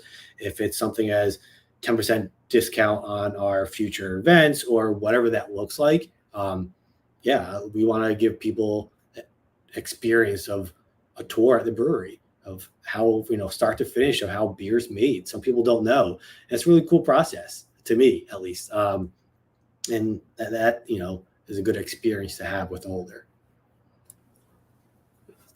Yeah, I also kind of thought, and this is still down the road with Cardistacks, but I thought it'd be really cool to, when we build the brewery, maybe we could figure out a way to do like a virtual tour, so like you could see how beer is made in kind of any capacity. Obviously not the same thing as going to a brewery and be able to smell it and see it and touch it and everything, but I don't know, it's something that I've always been curious about. Like, you only get to see so much when you go to any kind of brewery, where you see like the big vats and everything. It's like, what does this do? Like, what?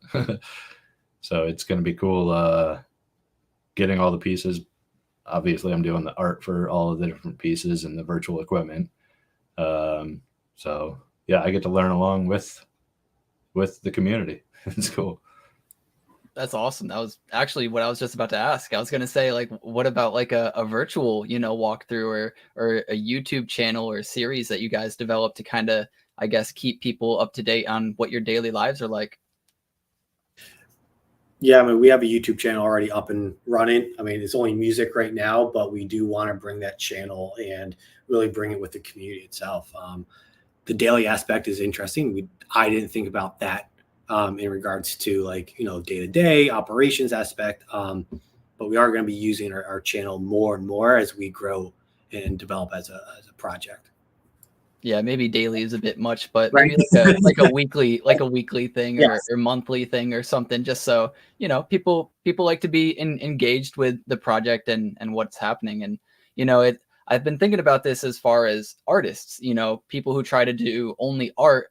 I've been, you know, I speak with the blind girl and I tell her that the art that you make isn't necessarily like, you know, people aren't looking at it and they're like, oh, this is the best art ever, I'm going to buy it. People are looking at it and they're like, oh, this art relates to this person that I know, and I know their life, and I think it's like amazing. This story ties in with the art, and then it's like this whole full circle picture, and now I want to own it. But without you as the artist, as the person, as the project, you know, I don't care like how cool it is. I want to buy essentially a part of you.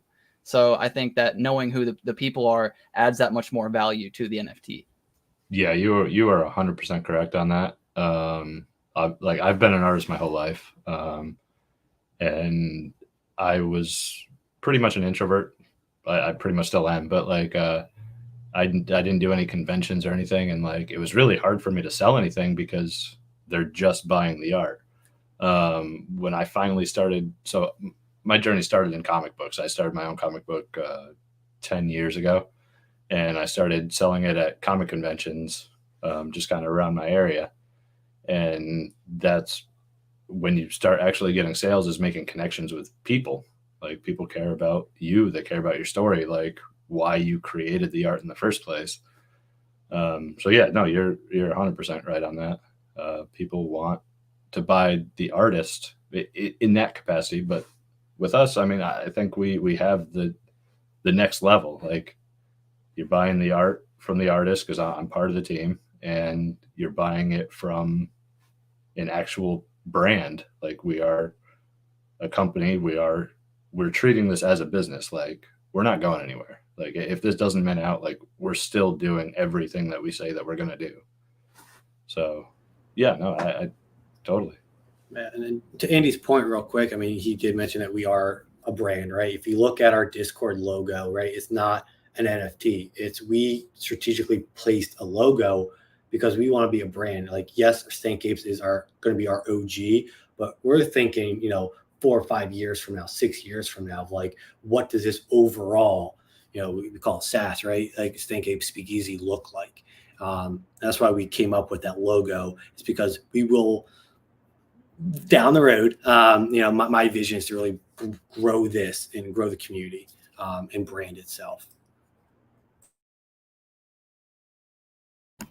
How far west do you guys actually deliver? Right now for the beer? Yes. Probably Schuylkill County, so not far west at all.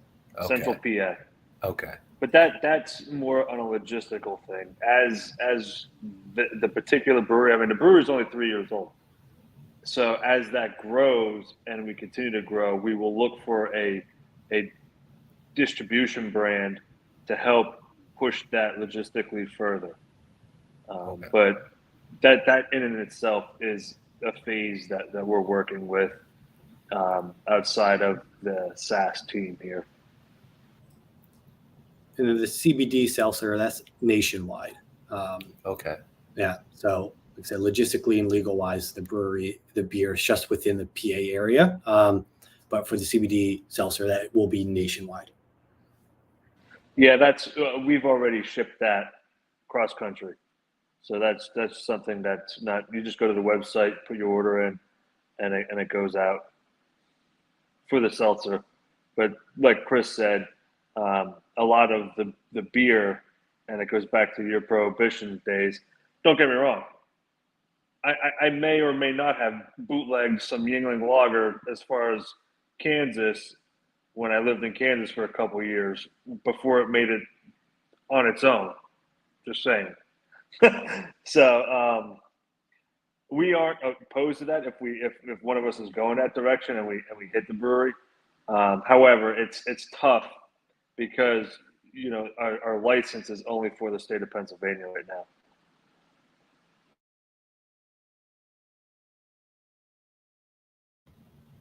Okay.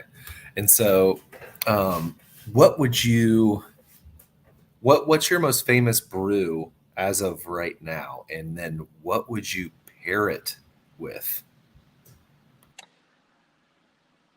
Are you saying most famous because of the style, or are you saying most famous as in what we sell the most of? Sell the most, and then what would you pair it with?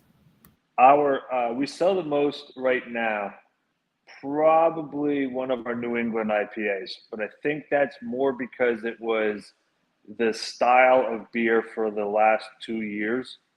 It'd probably be the Blood Orange IPA, New England IPA. What would I pair that with food? Good question, because it does have a sweeter context. I don't know. I would have to think about it because it is a heavy beer and it is a big beer. It's up there in the percentages. It's like 7%. So it's not something light. It does have a very good that blood orange subtle flavor to it, but it also has a lot of hop. I don't know. I could tell you our most probably unique beer is Sir Fuzzy Pants, not only by the name, but by the style of beer. It's our Imperial Stout, which is a bourbon-aged pecan style stout, and it's over 11%. We brew it annually, so it varies between 11 and 13% as a big beer, and that's just a funny beer to us. Like I told Mike, I go, hey man, obviously it's a stout, so I want a big stout that's in a barrel, like a bourbon barrel, whiskey barrel, and I want just a hint of pecan. So he came up with the concoction, and we had to think of a name, and really we took a jab at some of the pretentious beer snobs that are like pinky, up in the air, and like, I got to have this beer like this, and they're like, okay, dude, asshole, how about we just call it Sir Fuzzy Pants, and here's your bottle. So I mean, look, if you're from Philly, you know how we are. It's just what it is. We're not soft people. We're a little rough around the edges. We mean well. We love a lot of people. Obviously, the city of brotherly love to an extent. But that, in my opinion, that would be our best beer and our funniest beer. But our best selling is going to be one of the New England IPAs. Yeah, I wanted to ask you guys too. How was it, during COVID? What did that like really slow things down? Did it last longer than you thought? Did that how rough was that? Sucked. So we got shut down hard by the state, and it was just nothing at all was allowed to go. We did run a little speakeasy operation for a little bit, just to get a cannon line up and going before we can start doing curbside, which became a very popular thing during COVID. It was miserable though, because we were right at that like launch point of upward trajectory. We were having our best consecutive 3 months going up to it, and all of a sudden it comes screeching halt. Government shut down. This shit's happening. Everybody's getting COVID, and at that time, at least in Pennsylvania, it was like the zombie apocalypse. Now, I was living down in North Carolina, and I could tell you the Carolinas were like, man, we don't give a shit what's going on. Like, people were out hanging out at the beach and all that stuff. And PA, like I said, and it was like crickets. The roads were dead, locked up and barricaded in their homes. I'm like, what the hell did I just walk into? Like, what is going on up here? And it was so eerie, and being out of that, I've never seen anything like it. And I mean, we were shut down hard for months. Fortunately, we were proactive and got the PPP loan. So I know a lot of people see corruption with that particular program, and it went to a lot of the bigger companies, but we were one of those fortunate small businesses that actually received it, and it helped us, because when we shut down, our goal was to we're keeping all of our employees. They were reliant on the bartending and the tips that they were making to support their families. So all we did was convert them from bartenders to staff, and I'll tell you what, we probably had the cleanest goddamn brewery there was, because all we did was clean every day, and because that's all we had to do, and it was to keep them gainfully employed and something to do. We took all the proper protocols that you needed.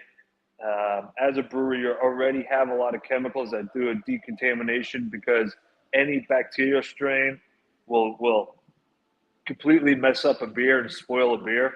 So you're already overly cautious and on your processes and cleanliness. But I mean, I don't wish it on anybody. And I know every other small business that went through it felt the same pain we did. We weren't unique. It sucked. I don't hope, I don't want to see it again for any reason in this country. I understand safety is a priority, but that was not a fun time. But we made it, and luckily we came out again, and it was slow rolling to pick up that momentum as they eased off restrictions. But now that we're up and fully running again for the last year, it's been great. We're really getting the crowds that we wanted to get and we had prior to the shutdown. So it's been good. It's been great. In fact, our staff's been growing pretty good. Nice. Yeah, I think COVID sucked for everybody. And I still feel like, some of the people that were on lockdown are still suffering from some of the effects of it, like, the loneliness, the isolation and stuff like that. It was a very rough time. It was very rough for me in the fact that I couldn't shake anybody's hand. I'm a very physical touch guy, and I couldn't shake anybody's hand. I couldn't give anybody a hug. It was like going against everything that I needed at the time. It just went against it. And I was just like, man, and it sucked because it was almost like 2 years. And even now it's like, I still sometimes stutter, like, do I shake this person's hand? Like, are they okay with me shaking their hand? And it completely made me go backwards on everything that came natural, like how to approach people and everything like that. And so it's rough. Like, it was rough, and I didn't think I would struggle with it, but I do even to this day. It's like, do we fist bump? Like, I can't fist bump in the interview. Like, you know what I'm saying? Like, elbows, like, what do we do? It's just, it's very rough. And I feel like we're still seeing some of the effects of it. And, not only just economically, from having a shutdown, but also like person to person, human to human contact. I think we're struggling with that. Yeah, I agree. I mean, I have a 3.5 and 1.5 now, but when COVID hit, my little one was 17 months, right? So she only knows COVID. And now the world is starting to little open back up, and she's going to daycare and, hanging out. I could see that in that generation of like, what is this, right? They get anxious in big crowds now, right? If more than 6 people, 7 people, you can see, 3-year-olds, 4-year-olds be very anxious right now because it was a crazy world for them. That's all they know was that intimate. It was only my wife and I, right? And that's all they did know. So, to your point, yeah, it's, with my work starting to go back on site with my clients, it's like I'm in office buildings with hundreds of people now, and I haven't done that in 2+ years. So it's like, I'd never had anxiety, but now that's starting to come up, right? It's like, what is this feeling, right? And, I'm 35. I'm like, I shouldn't have this, but, it does in a big crowd now. I'm like, haven't done this for 2 years. Now, I know that will pass over time, but like, it's a whole different world we live in. It's like, oh my God, I'm going to middle school, graduating elementary school, and going to middle school. Whoa! What are you saying, Chris? We kind of know what you did during COVID there, huh? You populated the world. Of course. Try and make it better. Yeah, I was wondering how all that would work out, if there would be a lot of COVID babies, Absolutely. There were. Yeah, there were some COVID babies. Yeah. My wife was pregnant 2 months before COVID happened, and we had a plan to go to Europe in March, and we went, and then everything shut down as we were in Europe. So it was wild. It was definitely a wild world. Wow. And the timing of that is spectacular because, I mean, when she came back, that was it. Yeah, you yeah. know? So the day before we were supposed to hit the flight, I got a call from my mother at like 3 a.m. Amsterdam time. And what are you doing calling me? She's like, oh, Trump just shut down the borders. You can't get back. And I'm like, what? I was just like, what are you talking about? So we panicked. We rushed to the airport. I forgot my backpack at the hotel, so I had to go back to the hotel to get my backpack. And the airport was panic. Like, it was chaos at that place. And then we found out that obviously, like, it's only people that have like special visas can't move back and forth or whatever it is. And we made it back safe. But it was weird. It was really weird. It kind of worked out perfectly for us, honestly, because our trip, once they announced that everything was going on, nobody wanted to go to the museums or castles that we wanted to go to. So we basically had free reign on everything that we wanted to do. So I'm like, we're already here. Like, it's like if I got sick from flying over here, then that's one thing. But like, let's enjoy the vacation while we're here, you know? It's like going to an amusement park while it's raining. You know, you get all the Exactly. rides Yeah. like real You're quick. already there. Just get wet and ride it out. Exactly. Michael wants to know though, do you guys ship to the UK? Not yet. We actually had a couple questions about that. And Australia. There is another McAllister, spelled a little differently, brewery in Australia, and we're trying to logistically figure out how we could send each other beer, because of every now and then I'll get an Aussie hitting us up on social media and being like, hey, well, are you guys open today? We're like, well, not for your time, we're not. So I think you're looking for these guys. But yeah, no, we would love to get over to the UK. I think you guys would appreciate the style of beer we try to hold to. Kettner can attest, because he falls pretty much, that apple falls from the tree for Kettner and his family, being English descendants there. Yeah, I was actually last time I was over in England was for the Rugby World Cup in 2015, and I was bouncing between London and Cardiff, and I had family over there. So my nana was the first one to move over to the States. So yeah, definitely have some connections there, and would love to get back there again. But COVID, it really put a damper on traveling and everything, and my own business. I'm a chiropractor. When COVID first hit, people just didn't want me touching them, and it's like, well, can't really work on you if I can't touch you. So, yeah, that was a rough time for, a lot of different businesses for sure. Yeah, so I went to the chiropractor. I didn't want to go. You know what I mean? But the problem is that, I couldn't turn my neck like at all. So when I was driving, you can check your mirrors and stuff like that, but to look in your blind spot, so I'd have to turn my whole body, which was bad. That's not conducive for good driving, because, I have kids in the car, and it's like, I can't turn my whole body. It's just got to be a quick glance. Okay, we're good. All right. So my wife convinced me to go to the chiropractor. And after like 2 to 3 adjustments, like the first adjustment was crazy, absolutely crazy. Like the amount of impact that it had just on my neck mobility at that point was great. I almost felt like an owl. I could turn my head almost like 180 degrees, right? But then the soreness came, and it was like it became stiff again. And so then I went again, and it was like, oh shit, this is getting better, and it lasted longer. And then I had to go one more time, and then that was it. Ever since then, I've been straight as an arrow. It's been wonderful. I would recommend it to anybody, to be quite Absolutely. honest. And it's very tough to convince people that have never been to go. So I said you can't really force someone to go to a chiropractor. They need to do it on their own accord. And I even take it a step further. I specialize in animal chiropractic. So I work on all sorts of animals, mostly dogs. But I've had clients admit to me like, hey, I had my dog scheduled to be put down like the next day, and they're running in the yard right now. And it's really cool when you can see the impact on both people and animals, and just it makes a huge difference for sure.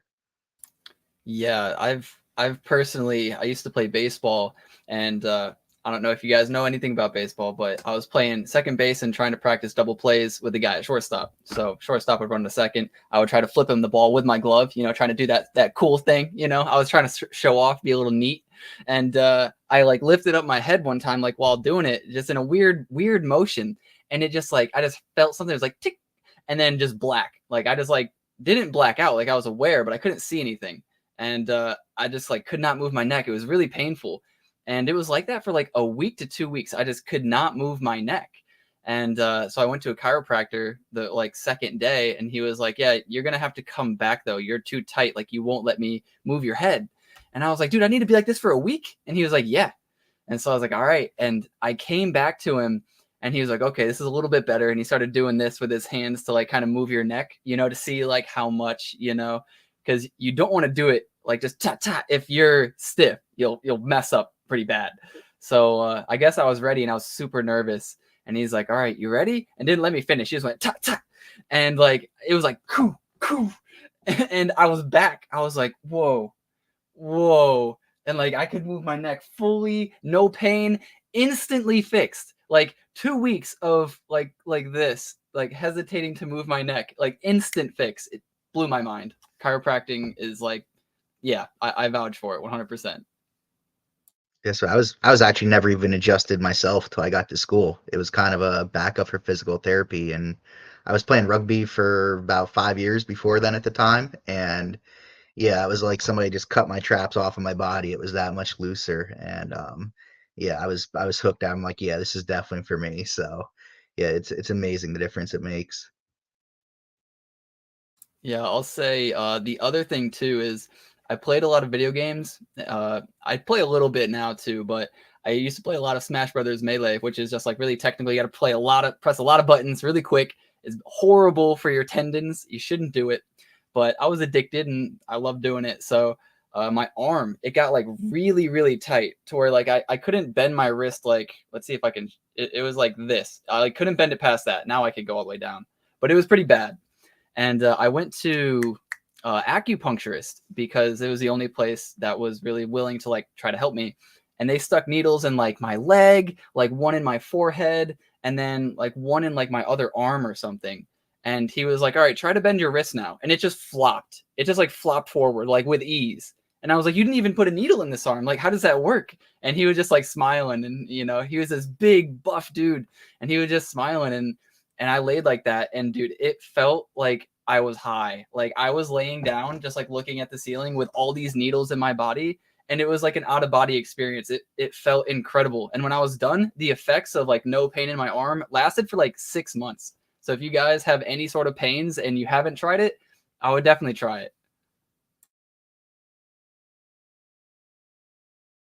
Maybe went on a bit of a rant, but I thought it was interesting. No, I get it. Yeah, I definitely want to try it now. Like, I'm gonna go to Tom's house and have him adjust me like tonight. I'll hook you up, brother. Do you guys ever watch the YouTube like cracking videos? Like of people getting adjustments.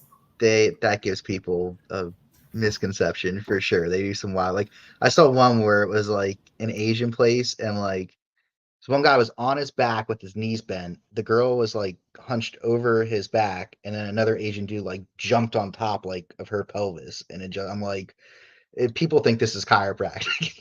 It amazed me. But yeah, you see some really weird videos out there for sure. Yeah, I don't know if I recommend any of those, but no, that's a bit excessive for sure. I've seen a little bit in my day. Like, yeah, some people are in a lot worse position than me, I guess you would say. And so when they go there, it's just like crack city. It's yeah, it's pretty good. But I guess some people that are that locked up too, it's like very tough to even adjust them. Like, and then some people just won't relax. Like my mother is my worst patient by far. She will not relax for me to adjust her. And, it's just funny how that works, Yeah, if you've never done it, it's kind of scary. You see in the movies, people just snap people's neck real quick, and then you're just like, yeah, stranger, adjust me. Like, I don't know who you are. Grab my neck. I'm in a very vulnerable position. This is cool. It's definitely weird as a chiropractor. The first neck you adjust because you're like, you're learning in school, you have an idea what you're doing, but you're like, I hope this goes all right, and you just kind of have to go for it. So yeah, there's definitely there's some fear on each end there for sure. But once you get the hang of it, it's like second nature to me at this point. Right. So people from Philly, what's the best cheesesteak place? Jim's on Second on South Street. Jim's I was just gonna say it's Yeah. not even Geno's or Pat's. Nah, Gotcha. Geno's and Pat's, what they did is such a great marketing scam that like they're literally right across the street from each other. Like, and it's a cool little intersection, right? They're like a diagonal roads. They have some good bars there, but it's all lit up, so everyone knows Pat's and Geno's. But the real good cheesesteaks on Second and South Street called Jim's. Now, have you guys ever heard of goldbelly.com? Goldbelly? No. Goldbelly.com. Oh, yeah. I think you can get cheesesteaks delivered to your door. And I'm thinking about whoever you recommend on there buying cheesesteaks and take a picture of it. But they send it to you. They ship it to you. Goldbelly.com. Yeah. Yeah, it has like top tier food. They got Pat's across right there. the country. Yeah. They got Pat's. I just don't know how that would get to you and still be enjoyable knowing the style that they make it. It would have to be separated. Like, that food's too greasy to ship across country. Like, that's going to be exactly super soggy. It's not the same. Like, It doesn't. You got to get it right It's off. one thing to have a cake or something like that. Yeah. But And a lot of that experience is in person. Yeah. Yeah, no, for sure. That's exactly.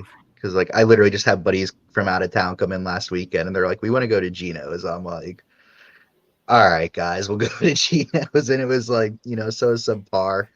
And then I'm like, all right, for lunch, we're going to go to this German restaurant I know. So, we went to Brauhaus Schmitz and gave him some actual good food in Philly. So yeah, it's interesting. Michael's got the same question. To the UK. I don't know, man. We're getting there. We're trying. Yeah.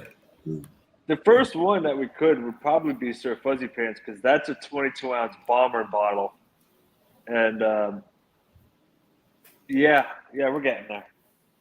I think he was just joking with the gold belly, but yeah. You do ship the seltzers though internationally, correct? No, not yet. Okay. But probably Georgia, right? Yep. Okay. Yeah. All throughout. Look into that. Yeah. Yeah, for sure. That Stank Speakeasy discount, Yep. Yeah. Just let me know when you make those moves. Hell yeah. I'm definitely trying to find something to drink to just kind of mellow me out. Not trying to get too lit, not tonight. But yeah, anything that you guys want to cover before we kind of wrap it up? I know we're about to hit that 2-hour mark, and that's usually when we try to get ready because I know everybody's got work tomorrow and such. Like mint day, everything. Cover whatever you want. Shout outs to you and your wife getting married. Yeah. Yeah, big shout out there. It's has it been a long time coming or is it like a No. Made that mistake once. Yeah. So it's both our second marriages. We've dated for, I guess we'll be together now for 5 years. We just got married in December, and because of COVID, ironically, having a back-to-back like marriage, destination wedding, and then honeymoon retreat didn't really work because the travel restrictions were still hard going country to country. You needed certain tests and certain regulations. So we were like, let's just postpone it down the road and pick it back up in the summer, hoping things were less eased up. So that's how we ended up now on a honeymoon, already 6 months married. But we've been together for a little bit. I would like to say something. I know we'll come up on 2 hours here. If you're in our Discord, take a look around. you're always going to find us in there. You know, Seth, Tom, Andy, and I. Like, ask questions. Like, we're here to help if it's with our project or any other projects. Like, we don't want our Discord just to be about Stank Apes. Like, of course we do, but like, we're here to, you know, spread the love and really just like enjoy the conversations we have within our space. Like, it can be about another project. You can even come and show your own project within ours. Like, you know, we start seeing that. You know, there's an OG in there, you know, that's I've known for a while that he's starting his own project. Like, we want to partner with him. Like, we want to like have our Discords be interactive and come talk. Like, you can see the different colors too. So we have 4 different tiered whitelists. You know, we have OGs that will be white, right? They're called Don. So we are keeping that speakeasy mobster theme in the 20s. But you can see, like, we're always in there. So if you're in there and you have any questions, like, let us know. We're glad to answer, and ask us hard questions. We love that as well. Like, we're not here to ban you or kick you out. Like, we want to hear opinions, and we're always going to answer honestly to anyone in our Discord and within our community. Yeah, I love that. I was just seeing Carta stacks again, and I was just wondering a little bit, can you touch on exactly how you know, you're going to kind of use Carta stacks and build like your metaverse in the world, or is that to come a bit later after they kind of, you know, definitively make a bit more? Yeah, we're working on that right now. Like I said, we just have blueprints of kind of an idea of what that's going to look like.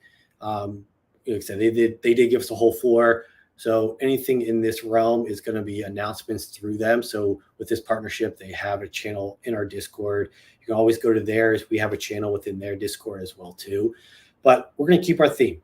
You know, we want to keep that as a brand and who we are. I know we'll have our brewery in there. What else is going to look like? That's going to determine on the partnerships that we're in talks right now. Kind of how that layout looks like in who we partner with. Now, yeah, I'll leave it as that. I can't say too much because we are talking with a few right now that could potentially determine the layout and the floor plan. I know we can knock down ceilings and floors, so that would be interesting if we do partner with someone that's a floor above us or below us and really have like a open concept. Yeah, I'll leave it like that. Yeah, that's interesting. I didn't know actually you could knock out the ceilings. So that's pretty crazy. Maybe you get like a ladder and you just climb up the ladder and boom. Or you put in an elevator if you're fancy, you know. I really want a Ghostbuster style pole. Like, I am dead set on getting one of those. Whoever is below us, we are getting a pole for sure. That's hilarious. Yeah, we're just gonna knock out the floor no matter what. People, we're just gonna show up one day. Oh, and you know, we do have in my eyes, a pretty big Discord with a lot of channels. So like, we want to keep communities within our communities where if you have an interest, let us know. We can open a channel up in that. Like, happy hours, post the beers that you're drinking. There's Andy giving a little sneak peek in the background as well too. With can't really see that, you know, Stank Ape, but little hints and some traits back there. But yeah, share what you're drinking. Let us know what your favorite flavors are. Like, you know, this is what we want this space to be. Yeah. We are huge poker players too. So we're Yes. actually having our next tournament's going to be coming up on the 29th. So we're going to be collabing with quite a few projects for that and going to have some pretty cool prizes. We just did our first one. Was it last Wednesday, I believe, or 2 Wednesdays ago? It was 2 Wednesdays ago. Yep. 2 Wednesdays ago. Yeah. But it was a very nice turnout. You know, we had a lot of fun with that, and we look forward to doing a lot of that stuff coming forward. So yeah, we're always gonna, you know, be giving stuff out for, you know, different games we have in our Discord. We like poker. Once we mint, we're gonna have some for certain holders. We're also gonna have some for people that are active in chat. So that's the thing. Like, we're not doing a traditional, you know, you must grind to this level to get a whitelist, because we feel like that just has a lot of, you know, LFGs and WGMIs, and that's not what we're looking for in our Discord. But come in, chat now, you know, just chat normal, and by the time we mint, you'll have those levels you need to get those future prizes. So yeah, we're looking into all that for sure. and looking at this now, I mean, like you can see that you have an OG channel. Of course, that's only for Dons, right? So we do have specific channels for specific roles that you have within our community. Right there, yeah. So like, you know, that's only for Dons, right? If you're a Don, you have access to this channel here. We do have exclusive giveaways if you're a soldier, which is level 5 and higher. We will have level 10, 15, etc. And the higher you are, the bigger those giveaways will be as well. And yeah, so we want to reward those who stay with us and reward those who bring, you know, good to our community. And you know, we do have that. If you look on the left-hand side to that channel, NFT News, you know, we have a Don who comes and posts for us, and that's what we want. He came to us and asked us if he could have that, and we said absolutely. So he gives a little market update, little information, and that's what we want to bring. So if you have any ideas, let us open a ticket. Let us know. We're always open. No, I'd love that. That's freaking awesome. Yeah. So if there's anything else anybody in the comments wants to say as well, you know, this is your time to ask questions too, you know, that you can always jump into their Discord and ask them. But if you want to ask right now while they're here, you know, you can absolutely do that.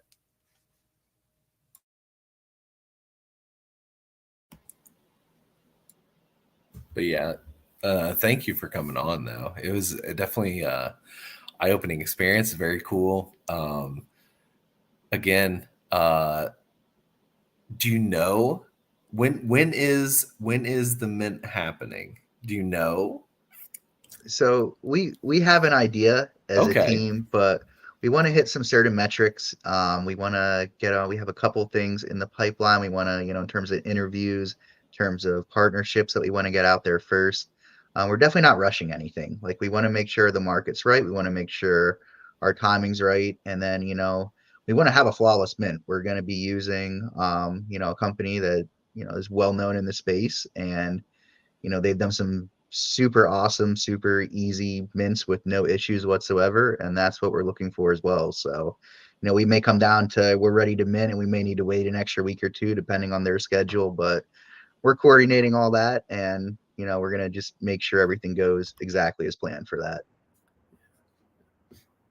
Yeah, we're not going to draw it out. So, you know, we will give an estimated date in the near future of kind of, is it going to be August, September, October, November? I mean, not going to go that far, but we will let the community know of a general month. And then as we get closer, we'll let you know the specific date. Yeah, I like that personally. You know, I've been talking to some people, and it seems like a lot of projects, they'll open up their Twitter like 2 weeks ago, they'll open up their Discord maybe 2 or 3 weeks ago, and then, you know, a few weeks later they're minting. And, you know, then you have the extreme cases too, where it's like this Discord came about last week and now they're minting. And I was just getting kind of frustrated with that personally. And, you know, I was thinking about some other projects, and I was like trying to think like, what about the other projects that have done that? How well did they do? And Secret Seal Society, you know, Seal Society, not Secret, you know, they did really well, and they were there for a while, you know, and he was always in Twitter Spaces talking, and then they finally minted and they did great. And I think that that's a really good thing to do, because people know who you are. Nobody's buying this asset and then panicking. People are like, oh, well, I've seen him. He's been here for like 2-3 months. Like, why would he spend those 2-3 months just to rug now? You know, it just doesn't make sense. That was the other thing. I know you were, you know, talking about the white paper in one of your earlier videos about how a lot of projects are coming out with that. And we were working for months in advance before we even opened our Discord, you know.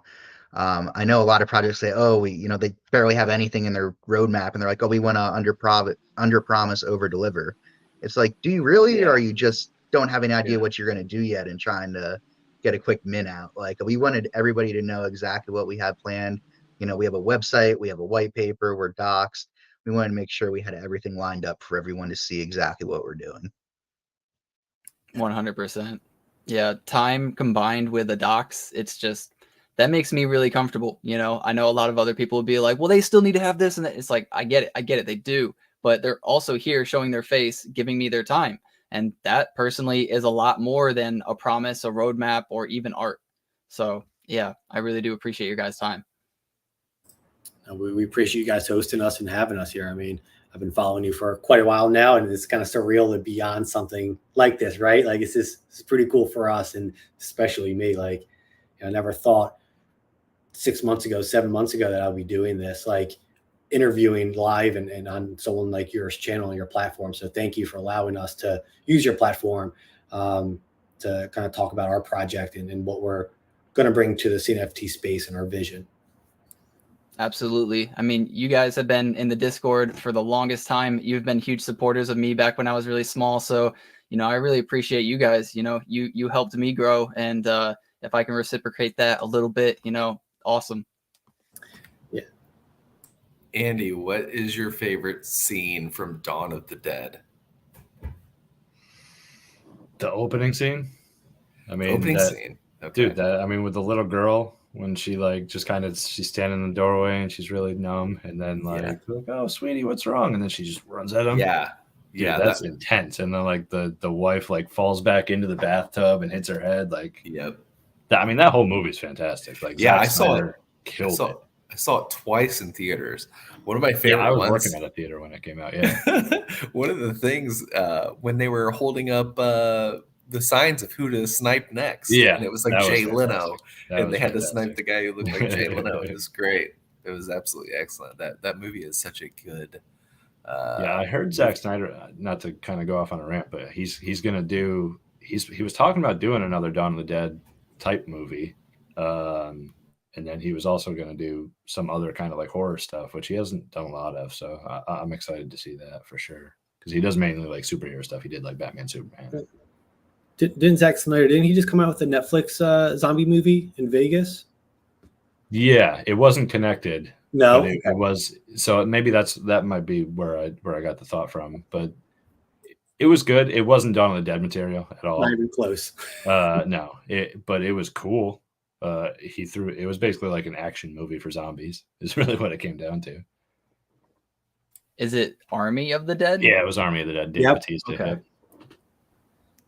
And then there's a spinoff also of this, another Netflix show as well, or movie. Oh, there is. Okay. I didn't hear about the German locksmith guy. I forget what that one's called. Oh, interesting.